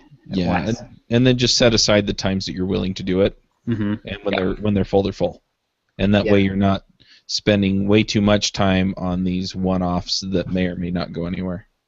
Yeah, I changed my coaching actually. So in fact, I forgot to mention, at my new coaching kind of scheme, or setup. I don't want to call it a scheme. Not a scheme, but I got my first client at this, working on the more the retainer model here. Okay. And so I've got one client now at $2,000 a month, and that's like 3 calls a month. So nice. Yeah. So is that's like career development stuff, or like what are you? I'm curious what you're coaching. On any of the topics that, like, business and career development mostly, but also like things like retirement, and even potentially, like, it's pretty open. It really is life coaching at this point, but it's more from my perspective that I'm selling it, from a software development perspective and my target audience. But I decided to put it as, like, flat rate at like $500 an hour, because that is worth the overhead. And then it's really just an anchor, because people aren't going to buy that usually, because that doesn't make sense. And then the coaching package of 5 calls for like $5,900, or the monthly coaching at $2,000 a month. Okay. And so I think most people will choose the monthly coaching at $2,000 a month, which is worth it for me. Because I kind of was trying to figure out, like, after doing this for some, because I was doing a lot of hourly ones, and not really doing. I was like, well, what would actually be worth it for these prices? And for the hourly ones, it wasn't worth it for me to hop on a Skype call with someone for $300 for an hour, because there was, like, all this pre-stuff, like we'd talk ahead of time or send emails back and forth, and then it was like, and then I had to schedule, like, just the hit on scheduling that into my day wasn't worth it for just 1 hour. So it's even questionable doing it at the 500, but that's why I put those other things in. So you might want to do something like that. Make a package, make a monthly retainer, something, And then put a system around it so that it's easy for people to redeem without the scheduling overhead and crap. Right. Buy now button. That's the thing I need to do, Chuck, is that would help. You get Calendly or something, and then they get special access to those appointments. But I was thinking about it too, and I'm not even sure. Like, I'm still putting it as hands-on, because, like, even at $2,000 a month for coaching people, if I had 10 clients, let's say, so I was making $10,000 a month, I don't think it'd be worth the headache, honestly, dealing with 10 different people on coach. So I'm just being really selective. Like, I'm filtering people by saying, okay, have you read my book first? Which maybe it's, I don't know, but again, I am trying to totally get away from the consulting. So people have been asking me for coaching, and put together a page. So I guess for at this point, I'm more like looking at, like, okay, if this is someone who I want to coach, and I feel like there's some value, because I'll be able to, like, use some of that to develop content from their experiences and the things that I'm working with them on, then it's worth it. But But when I scale it up, if I said if I had 10 clients, I wouldn't take on 10 clients at $2,000 a month. It wouldn't be worth it. Yeah. So so my mentor he's shifted his so he was trying to sell basically sell copywriting training, the stuff that I went through, and what he was finding is that it's just too difficult. The market was too narrow. Like the number of people that actually want to be copywriters is very small, and so what he found is that he's shifted his strategy completely now, and he's going for high-end marketing coaching. Yeah. He's selling, and it's kind of like a funnel, like I will help you fix your funnel type of thing, and we were talking the other day, and he's selling it's like $10,000 for 8 weeks, I think. And then the other thing he's doing is he's working on shifting it over to a group model, where you could pay like $5,000 for 8 weeks, but you're in a group with like 10 or 20 other people. Mm-hmm. Yeah. So now it's kind of, I mean, it's basically a course at that point, but it's more individualized, more individual time, and then you can actually start to get a decent amount of money out of that effort. Yeah. That might scale better for you too. Yeah, that makes a lot of sense. Yeah. I mean, like if you look at the 30 by 500 launches, like Amy Hoy, they if you're making like $100,000 or $200,000 on to launch a course, or $500,000, I think she was making like they were clearing like $400,000 or $500,000 from taking 100 students. So it was a lot of work, but it was a pretty big chunk of money too. Mm-hmm. Yeah, that makes it worth it for sure. Yeah. So. Yeah. So the other thing, I've been really digging OmniFocus. I'm actually, what's that? I said that's funny. Yeah. I tried. I haven't. So I tried it out before, but I wasn't exclusively Mac based, and there's no like Windows version. There's no web accessible version, so it's kind of pretty painful if you're on Windows, at least partly. But yeah, I've been really liking it, and I've got, John, you mentioned the watch, but I've got Siri. I mean, Siri's actually pretty decent for simple stuff, and you can. So like I was driving, and I always have my earphones in when I'm driving, and I'll just hit the push to talk button, and if I think of something while I'm driving, I'll just hit that, and Siri will make me a reminder, and it'll get sucked into OmniFocus automatically. Yeah, nice. I used that when I was using OmniFocus. That is one very helpful thing. Yeah, it's really it actually. I'm actually thinking about going back to GTD now that I have this, because it fixes most of the stuff that I didn't like about GTD, which was that things just get really overwhelming after a while. Like you build up all this stuff that you want to do, and it just gets really overwhelming, and you're never able to like review it all, and it just becomes a mess, and like stuff goes in and you never see it again, and you don't know what happened, and it all falls apart. But with OmniFocus, you can set stuff up so that it'll pop up automatically for you to review every so often. So like if there's some project that I know I'm going to do, like I want to get with my insurance agent and go through all of my insurance, and make sure like, oh yeah, if I get crippled or something, that my disability insurance will actually pay for that, and that I didn't just buy some crappy disability insurance or something. So I want to do that with my insurance agent, but not till things settle down. So I've got a project, and I've set a defer until date, and I don't have to ever look at it until that date comes around, and it'll just pop onto my radar.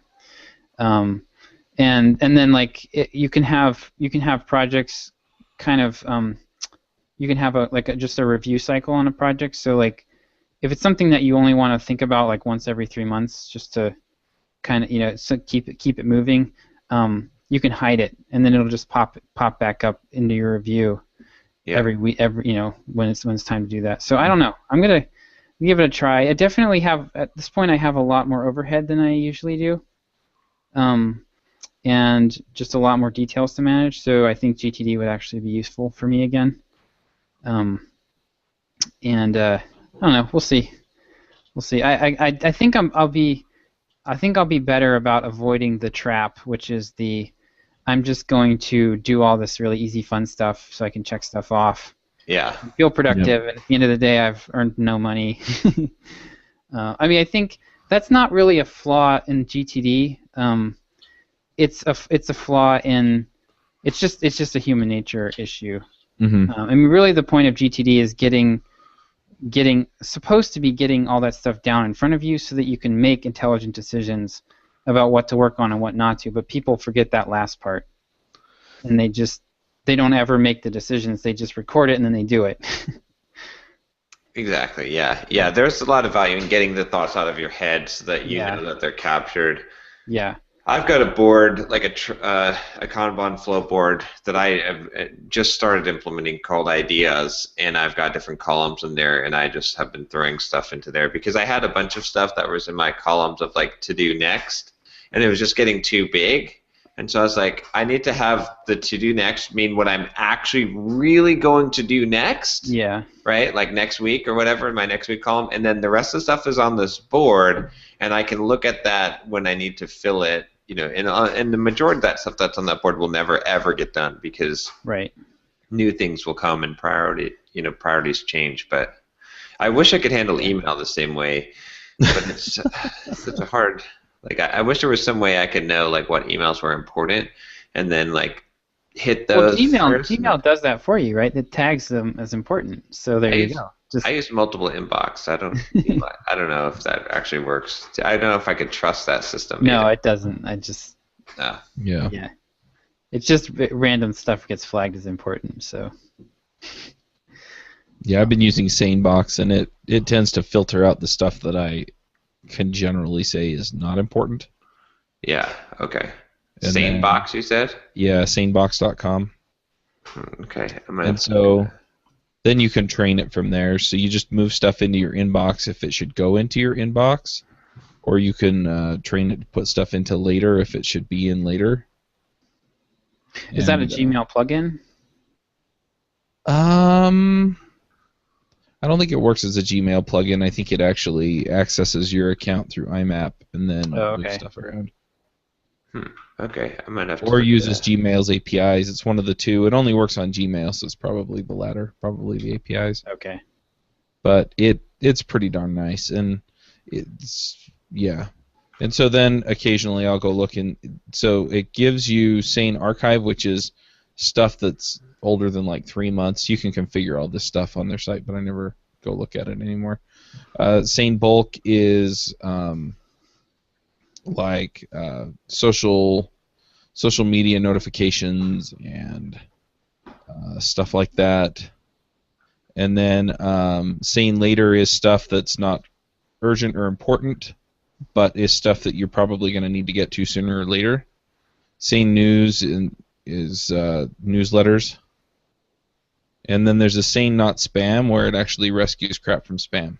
And I've actually had it rescue some client emails from spam and stuff, man. so that's pretty freaking nice. I'm like, I don't know what you did to make Gmail want to spam you, or put you you're in spam. So anyway, so usually I'll blow through my inbox pretty fast, and then I'll go through Sane Later, like once every day, and it's gotten to the point now where I want somebody else to be going through this stuff because 90% of it's stuff that I don't actually have to do myself. Yeah. Okay, I might have to check that out.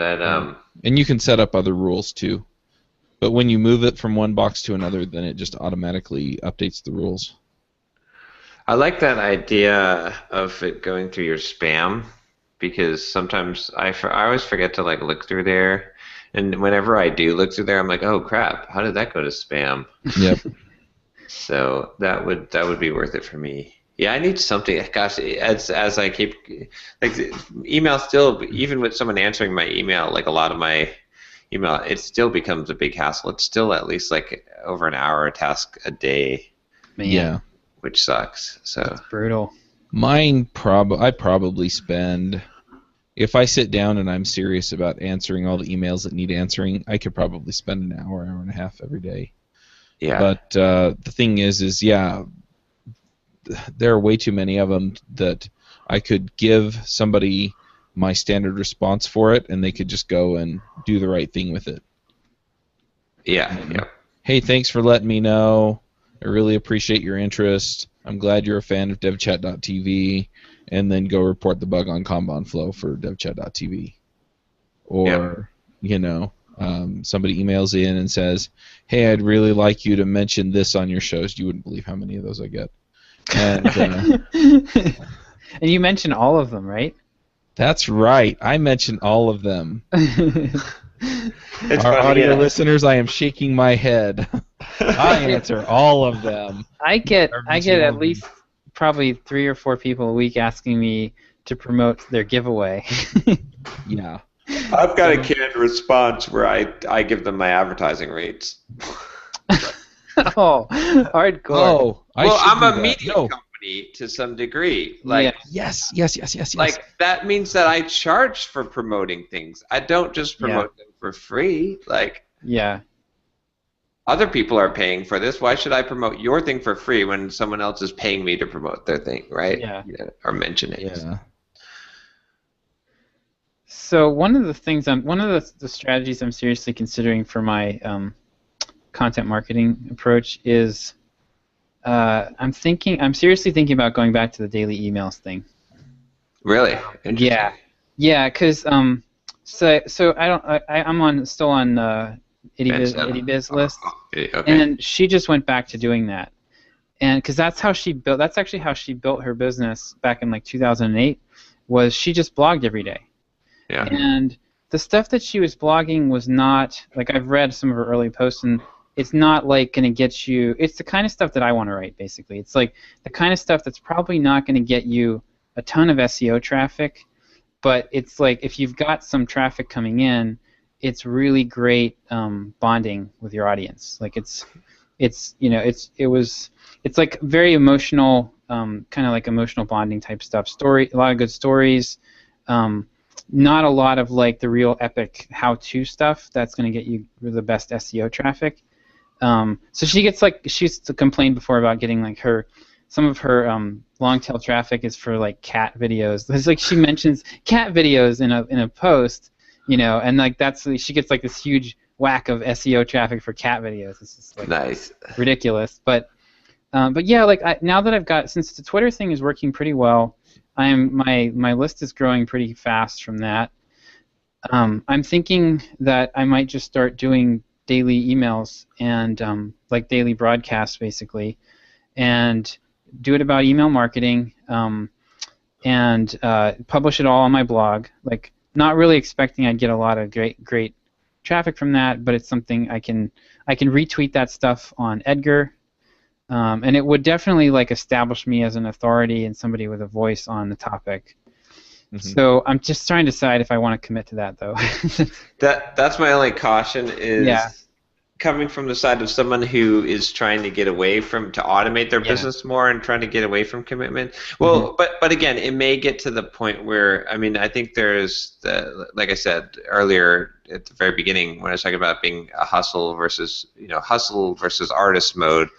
Like, you're starting out with this new business, so you might have to be in hustle mode for a while. Right. And there's nothing wrong with that. Just have a planned transition from it. Like, think about, like, the mistakes I've made with some of my stuff is I never really thought about, like, what happens when you stop wanting to record Get Up and Code podcasts, or like, right. But Chuck is really well set up because his podcasts are all panel discussion podcasts, which is pretty dang awesome because in hustle mode it works. It also works in artist mode where you could step back, like you could get out of there and not have to. So just think about that before you. Like, I'm not opposed to hustle mode. I mean, my whole business was built on hustle mode, right? Right. But you just got to think of the plan. What's appealing about this actually is that, so this is pretty much the Ben Settle approach that he uses, where the emails, so he does daily emails, and he's done it for years. And the emails that he writes are fast. Some of them he writes in like 10 or 15 minutes. They're not like, it's not like an epic 500 to 800 word blog post. It's like something interesting, like the other day he was talking about that movie. I can't remember the name of it now, but it's the wine movie. That was really Sideways. Uh-huh. He told a story about how when Sideways came out in California, there's a line in there about like Merlot, and all of the basically Merlot became like the leper of the wine community. No one could sell it. Like the sales like fell off because it was like this derogatory comment about Merlot in this one movie that had like a $12 million budget, and it tanked like Merlot sales across the country. That's funny. And so yes, he tells this little story, and then he's got ties it to a business lesson related to email, and he's done. And it's like, probably takes him 20 minutes a day on average to write them, and they're really valuable. They're valuable, but they're not. It's not like you're not going to get great SEO traffic from that. So you need some kind of traffic source if you're going to take that approach. And for me, like Twitter seems like it could be viable.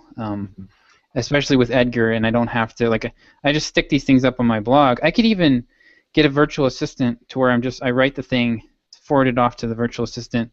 They put it in Drip, they put it on my blog, they post it to Edgar, and so it's like I could run my business from my iPad almost at that point.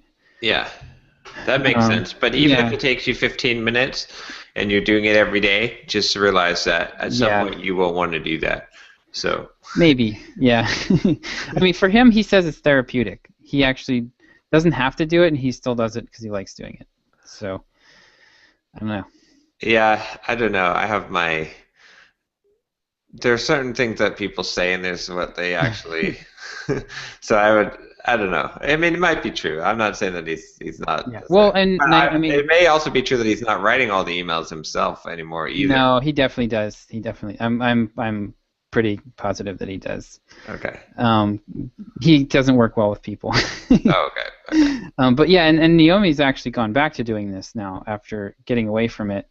She got herself psyched up and kind of like I've felt this way too, where she got like with blog posts. There's like the bar now is so high to stand out. You have to really do something, really really good to stand out.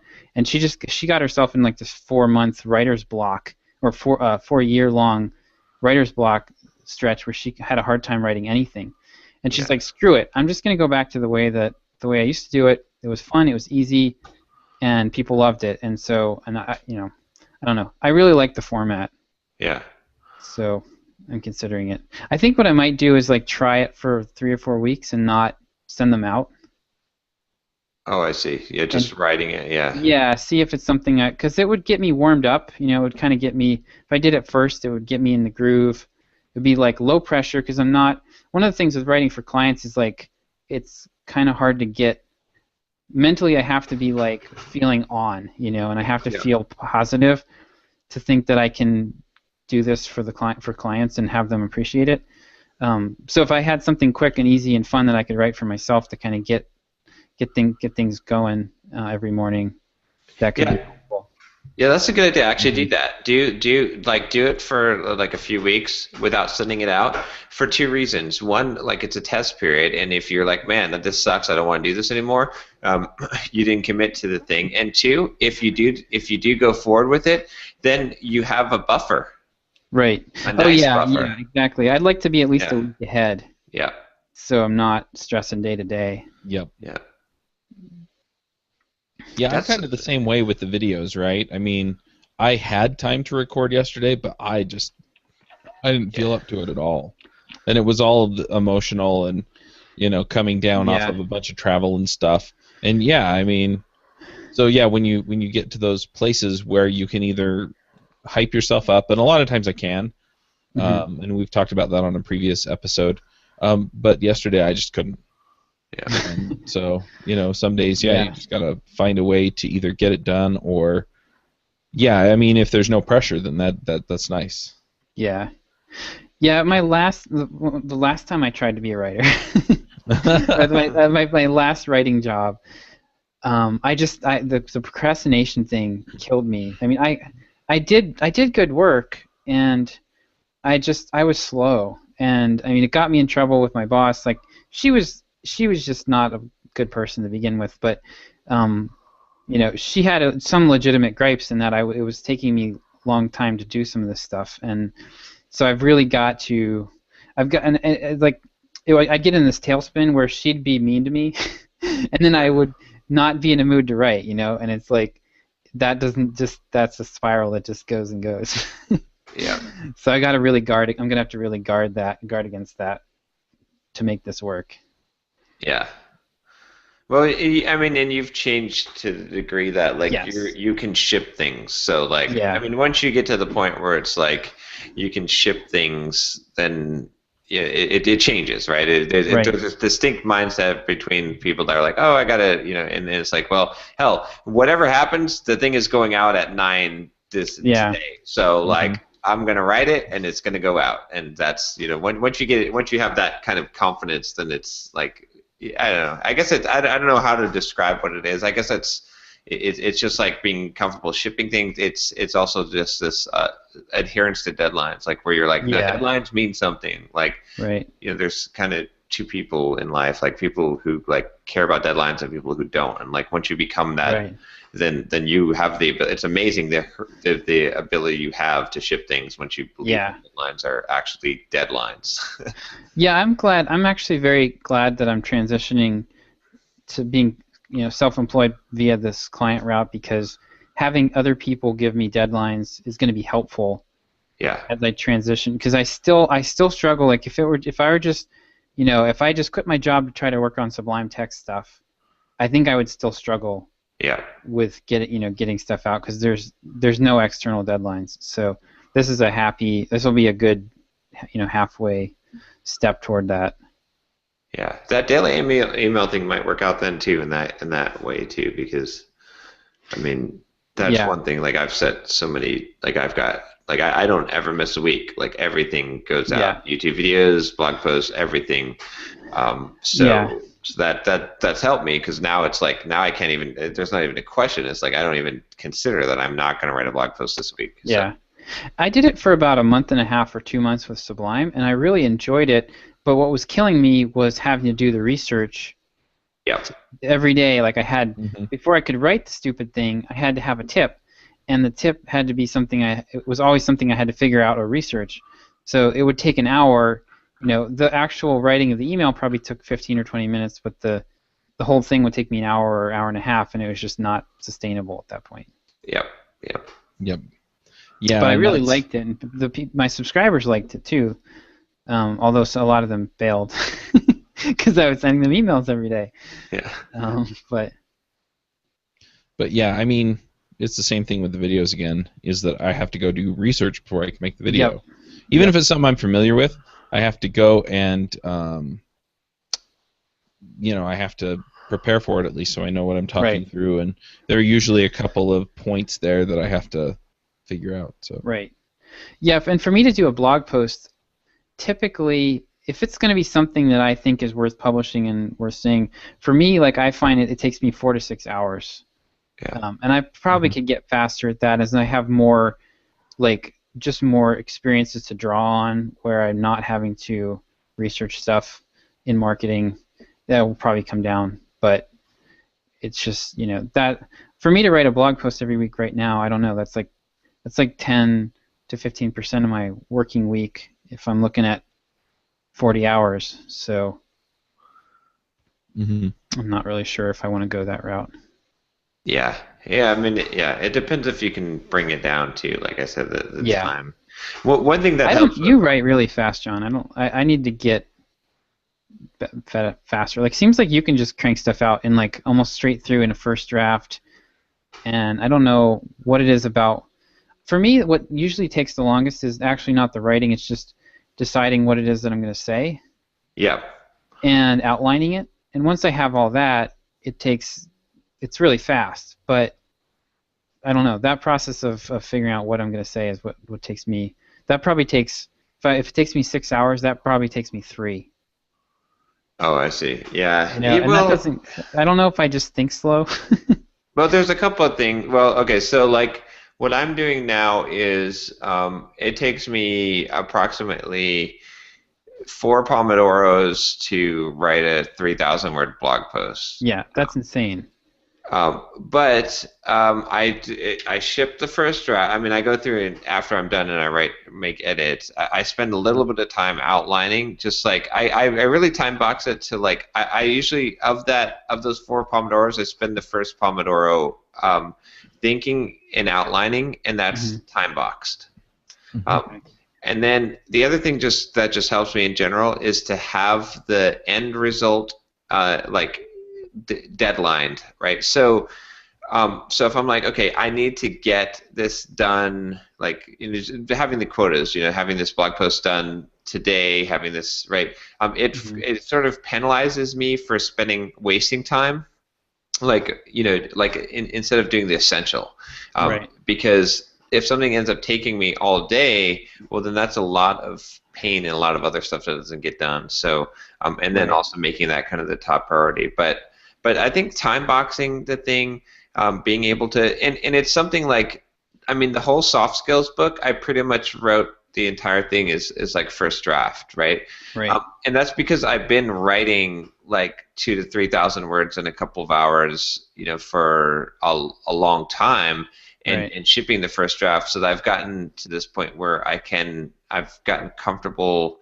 I don't know. I guess like I think of it that there's two ways that people write. Like one way that people write, I think, is that they spend a lot of time getting really good at like revising their writing, right? And then they start off with a better product than I do. Because they take more care and time in the thing that they produce before they ship it. So when they first started out writing versus when I first started out writing, my stuff was total crap, garbage, and theirs was good, right? But from there, you don't really get better doing that because there's nothing to really improve. Like you get better at revising things maybe, but over the course, just following my blog, as it's been like I guess 6 years now, I found that my writing has improved and improved. Where I started out really really crappy, and everything I was still shipping the first draft, and it was crap, and I shouldn't have been shipping the first draft. But now I'm getting to the point where when I ship a first draft, I mean I'm no Hemingway or anything, but the first draft that I ship out is better than most people's writing that they've put 5 or 6 drafts into. And just simply because I've gotten good at doing that. I don't know exactly how to describe it, but I think there's like this, when you put this forced constraint and you force yourself to just ship, it forces you to improve, and you don't spend so much time worrying about the things that aren't quite as important. I don't know. Like, it's not to say that I couldn't polish my writing. Of course, I could polish it, but I'd rather be able to ship quickly, like something that's like 80 percentile, rather than than to take 5 times as long and ship like that 95 percentile thing. Yeah, that makes sense. Yeah, it's almost like that first draft writing is a separate skill. Yeah, exactly. It's almost like it's a separate skill.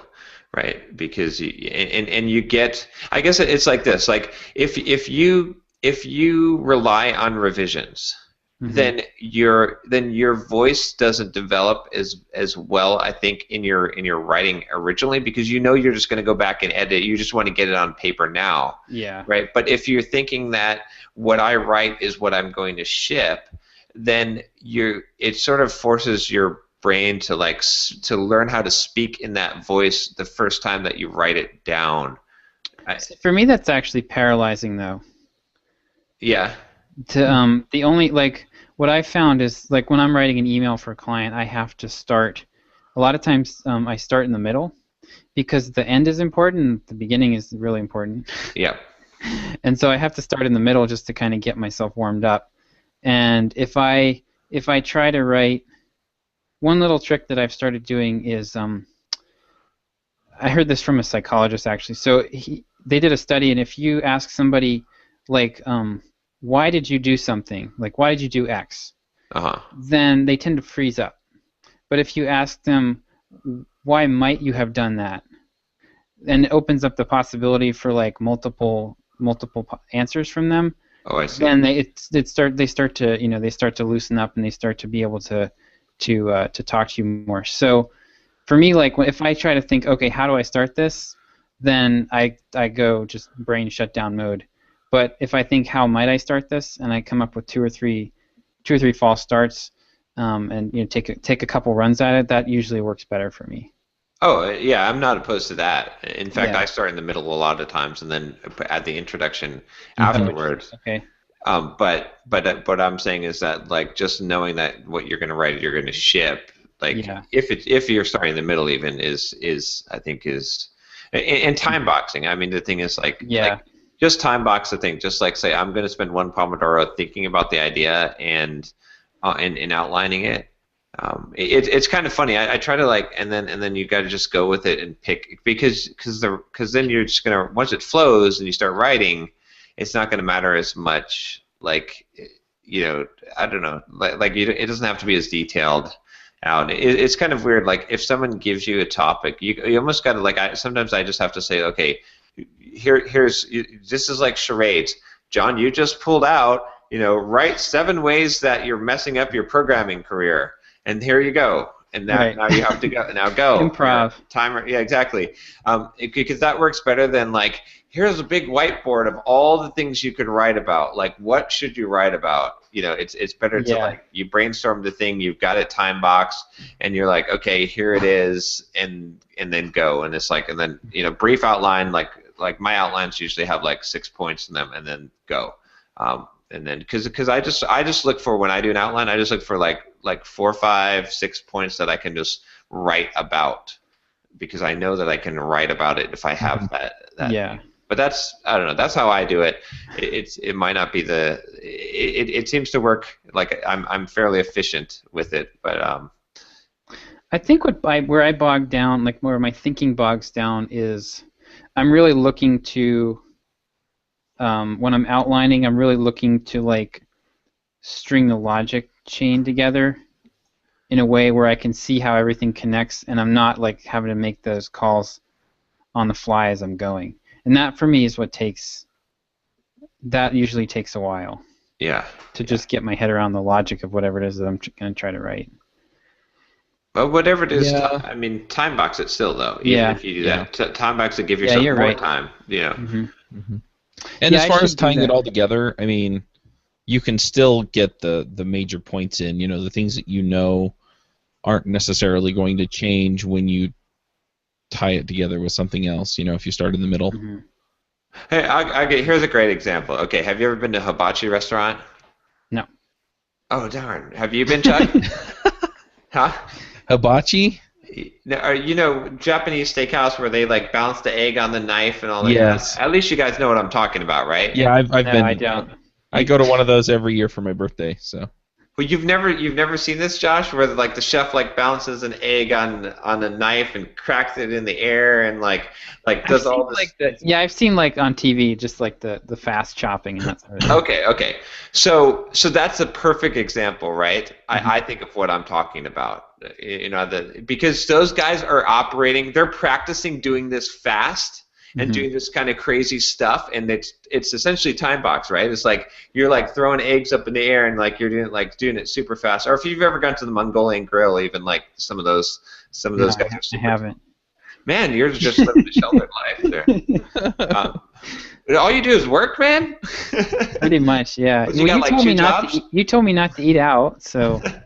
But anyway, those guys are working under a very constrained environment, which is forcing them like compare that to just a normal chef who cracks eggs and cuts things every day, and they never ever develop anywhere near that skill level of that specific constrained environment. Like the hibachi guys, those Japanese steakhouse guys, they can cook up and crack a egg and do all this stuff, and not only more skillfully but faster than anyone else can, because they're practicing under the constraint. Right. And so sometimes like putting that time box and practicing under that constraint results in it's like a crucible. It's like it forces your skill to come out. Whereas if you have this long period, you don't gain from you don't gain. You might do a good job, but you're not gonna. It's not gonna force you to grow. Yeah, I suppose that makes sense. Yeah, but there is some measure of practice. I mean, John has pretty well outlined that. So at first, I'm sure these guys are just doing it slowly and making sure that they get the technique down that allows them to then perform. And Right. So John's saying he can write a blog post in 4 pomodoros, and for you in your whatever area you're going to be blogging in, you may find that right now it's going to be 6 or 8 pomodoros, but as you practice and as you put those constraints upon yourself, then you're going to get better at it. You'll get better at doing it more quickly. You'll get better at identifying the parts that take time that you don't need to take time on. You'll start being able to identify the major points more quickly, and all of that stuff. And once you develop those skills, then it becomes a whole lot easier to to just get it all done. And at first, you almost don't even know what you need to learn in order to get better. Mm-hmm. Exactly. So you start doing it, and then it's, oh, okay. Yeah, I sure waste a lot of time Googling this stuff when most of the answers are usually on Stack Overflow or something. Mm-hmm. Yeah. I mean, just doing an exercise of just saying, like, okay, if you want to do a blog post every week, Josh, you have 3 hours. Here's the time block. You've set this aside. You have at the end of in 2 hours and 30 minutes, you're going to do a quick sanity check to see where you are. And the last 30 minutes of your time is going to be spent cleaning it up to be ready for shipping. It's like, when the teacher's like, okay, 5 minutes, it's cleanup time. It's like sometimes you got to do something, like, so then you've got like a definite time box, and it gives you enough time, like, because I think a lot of people mess up when they time box, because they're like, okay, I'm setting aside 3 hours to write this paper, and then they hit the end of 3 hours and they're like, well, I haven't written a conclusion. Or, like, you know what I mean? And it's like, but if you set it so it's like at 2.5 hours, okay, ding, now you have to finish up. Now it's cleanup time. Now we're putting away the paints, right? It's like, okay, so now you're doing that, and now you're actually finishing, and now you're actually time boxed. Because now if you're only halfway through the paper, you're like, well, I guess this is going to be a 2-part series. Yeah. Or That's a good point. Like you're forced to constrain to that rule. Like you have to do it and you have to ship it, and you give yourself the buffer. So anyway. Right. Okay. Yeah, I think I'm actually thinking that I'm going to try. Well, we'll see. I'm either this week or next week, depending on my deadlines. I'm going to start doing the daily email thing and try. I think I could box it to 1 Pomodoro. I should be able to do that. Yeah. Right. But all I need is like 200 or 300 words basically, and make one point. Make it entertaining, and I like sometimes writing shorter content is harder than writing longer content. Not for me, actually. Okay. Yeah, because I tend to, like, when I have to write something longer, because my writing is so concise that I had a very hard time in college hitting paper, like, word counts in papers. Yeah. Like the 10-page paper, I would always be like, I'd say 8 pages, and I'd actually go in and have to add in filler, because, like, I'd made all my points, and I'm always chopping stuff out when I'm writing, so I'd actually have to go back in and add, like, a page and a half of filler just to hit the page count. And this is why traditional education sucks. Yes, I know. I think that the page count thing is an abomination. But yeah, so for me, doing it every day I think would be really good, just to keep me in that groove. And for me, once a day is a lot easier to do than once a week. Yeah. I have a much better success with something I do every day. And I think trying to write a blog post spread out over a week would be really painful. Because I have like half an hour a day, so. No, you just sit down and pound it out if you're going to do something. Yeah. Yeah. I have to say that's really frustrating, because my problem was always figuring out what to cut. Really? Oh yeah. I don't cut anything. Like I've been doing Toastmasters, and I've been doing these talks, and yeah, I'm always the little yellow light comes on, and then 30 seconds later the red light comes on. They have a on the back of the light, and then I'm like, oh crap, because I haven't even gotten close to the conclusion. I'm getting better at that, but yeah, I have to be merciless to cut stuff. It's never the other way around.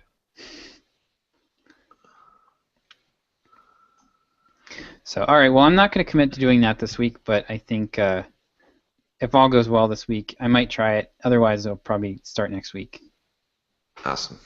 and see if I can get through a month of it or so, and then start sending them out.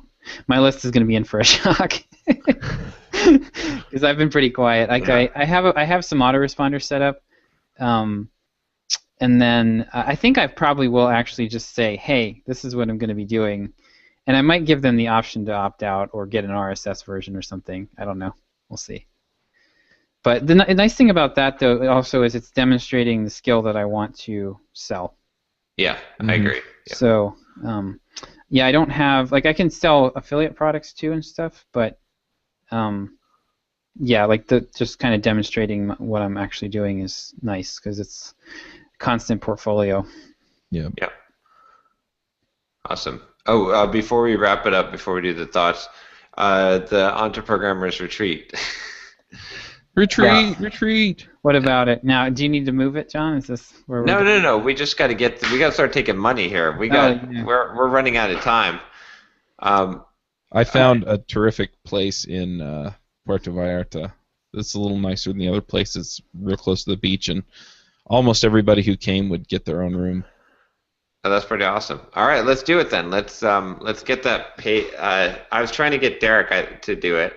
Derek's not here again, so we'll just volunteer him again. Yeah.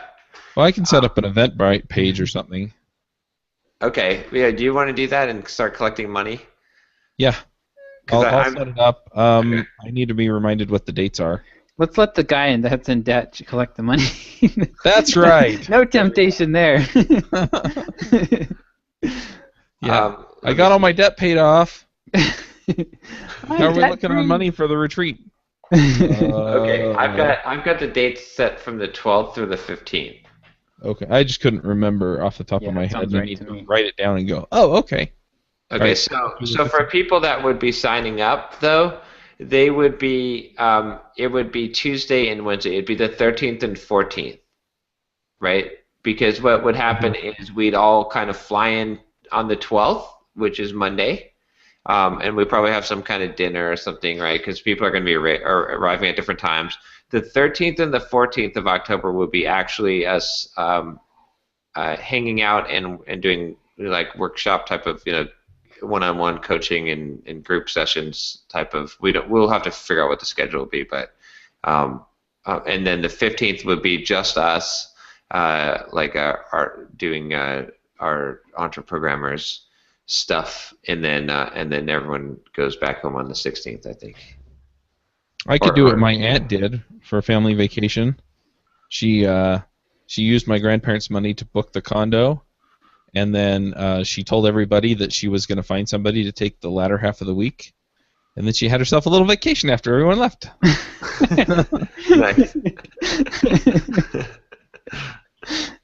Wow, awesome. So put up the Eventbrite page and start collecting. I guess what we say, $1,200. I think we'll make sure covers us there. Yeah, I think that'll do it. And if it's close, I'm okay fudging a little bit and paying a little bit out of pocket for it. But yeah.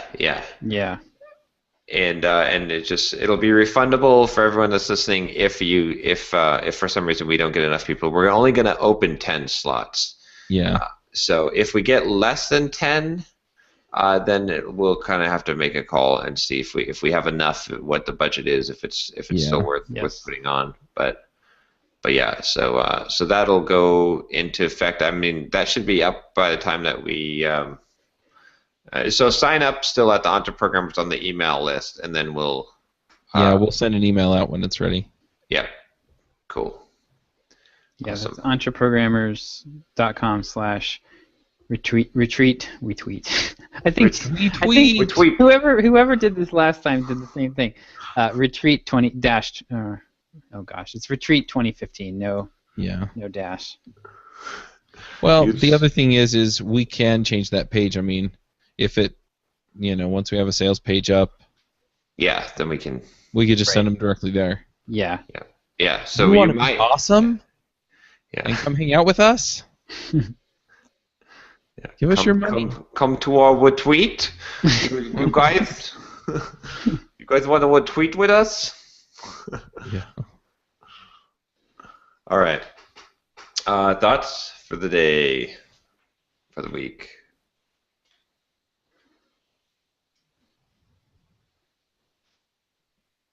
Who's gonna crack first? Awkward silence.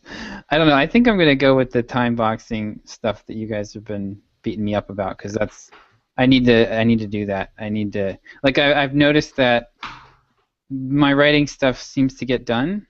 If I have 2 days, if I have 4 hours, if I have 2 hours, somehow it all magically seems to still get done. So I think I need to be more aggressive with myself on that. Yep. So I have a thought, and this is something I've been thinking. I'm probably going to tick some people off, but I really don't care because this is who I am. So I'm going to be going to Dallas for the podcast movement, and they announced the keynote speakers, and one of them is Glenn Beck. Different people. Yeah. Glenn Beck. Very, very different. As you can imagine, I mean, some people really dislike Glenn for his position on things. He's been a bit controversial in several areas. Yeah. I happen to be a fan of his show, but that's neither here nor there. But a lot of people got really angry that he was going to come and speak. And for me, in a situation where I'm doing podcasts and I'm trying to reach out to people and grow an audience and things like that, I mean, he has done a tremendous job at that stuff. Yeah. And so my thought really just boils down to don't shortchange yourself by only listening to the people you agree with. Exactly. Totally agree. Yeah. Because, you probably, if you vehemently disagree with everything that Glenn says on his show, or vehemently agree with people who are ultra-conservative and don't want the government involved in anything in their lives, and he's talking about, and he's talking about how to get rid of a program that's kind of something that you care about, his business is huge, and what he does is huge, and the lessons he can teach you are huge. And so, yeah, don't shortchange yourself. You don't have to convert to his way of thinking, but at least get challenged by it, and at least go and mimic the things that really make a difference there. I've paid attention to people that I don't agree with. I've had deep discussions with people that I philosophically don't agree with as far as like their view on life or their view on anything really. And we come away being friends because the things that I can't explain or justify are things that I need to go think about, and the things that they do well are things that I benefit from. So, yeah, don't shortchange yourself by ruling out the people you don't agree with. Yeah, I totally agree. Here. Actually, I just heard Glenn Beck on Tim Ferriss's podcast because we got to put Tim Ferriss in every single episode. Yes, he was on that. And it was really interesting listening to him. He had some very interesting things, like cause he's actually a very objective person, which is very surprising. Like you would think that he would be very close-minded, but he's not. He is very objective. He's extremely objective, and he's a very smart guy. He earned in 2014 he earned $90 million. Yeah. Yeah. So if you There's go probably and a you few listen, business lessons you can learn from people like that. well, you go listen to him 5 years ago and then listen to him today, and he's changed his stance on a lot of things. he has, yeah, it's true. So Let's see. Okay, so my thought is wait for the hell yes, like look for a perfect fit.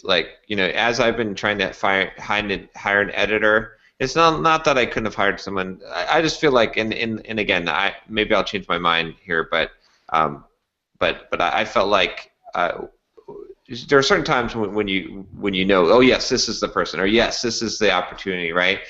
Sometimes you got to wait for those things, especially in hiring. I think that's a really important thing. But or working with people, right? Not in taking action. Like to obviously take action, do things that you're supposed to, get. Don't just wait and about is this a perfect action. But when it's working with people in projects, like sometimes it's best to wait for the yes, this is the hell yes type of thing. So. Mm-hmm. Totally. And it's funny because every time that I don't do that, well, not every time, but many times when I don't do that, you know, it turns out that it's like, I just don't want to do this anymore, but I have a commitment at that point. Yeah. I mean, sometimes it turns into a hell yes, but most of the time it doesn't. Exactly. Yeah. Yeah. I've hired different people, property management companies, lawyers, accountants that I was like, and then I was like, well, yeah, maybe that's just me, and then it always turned out bad. So. All right. All right, guys. Same bad All right. time, same bad channel. Talk to you next week. All right. See ya. Take care. Bye.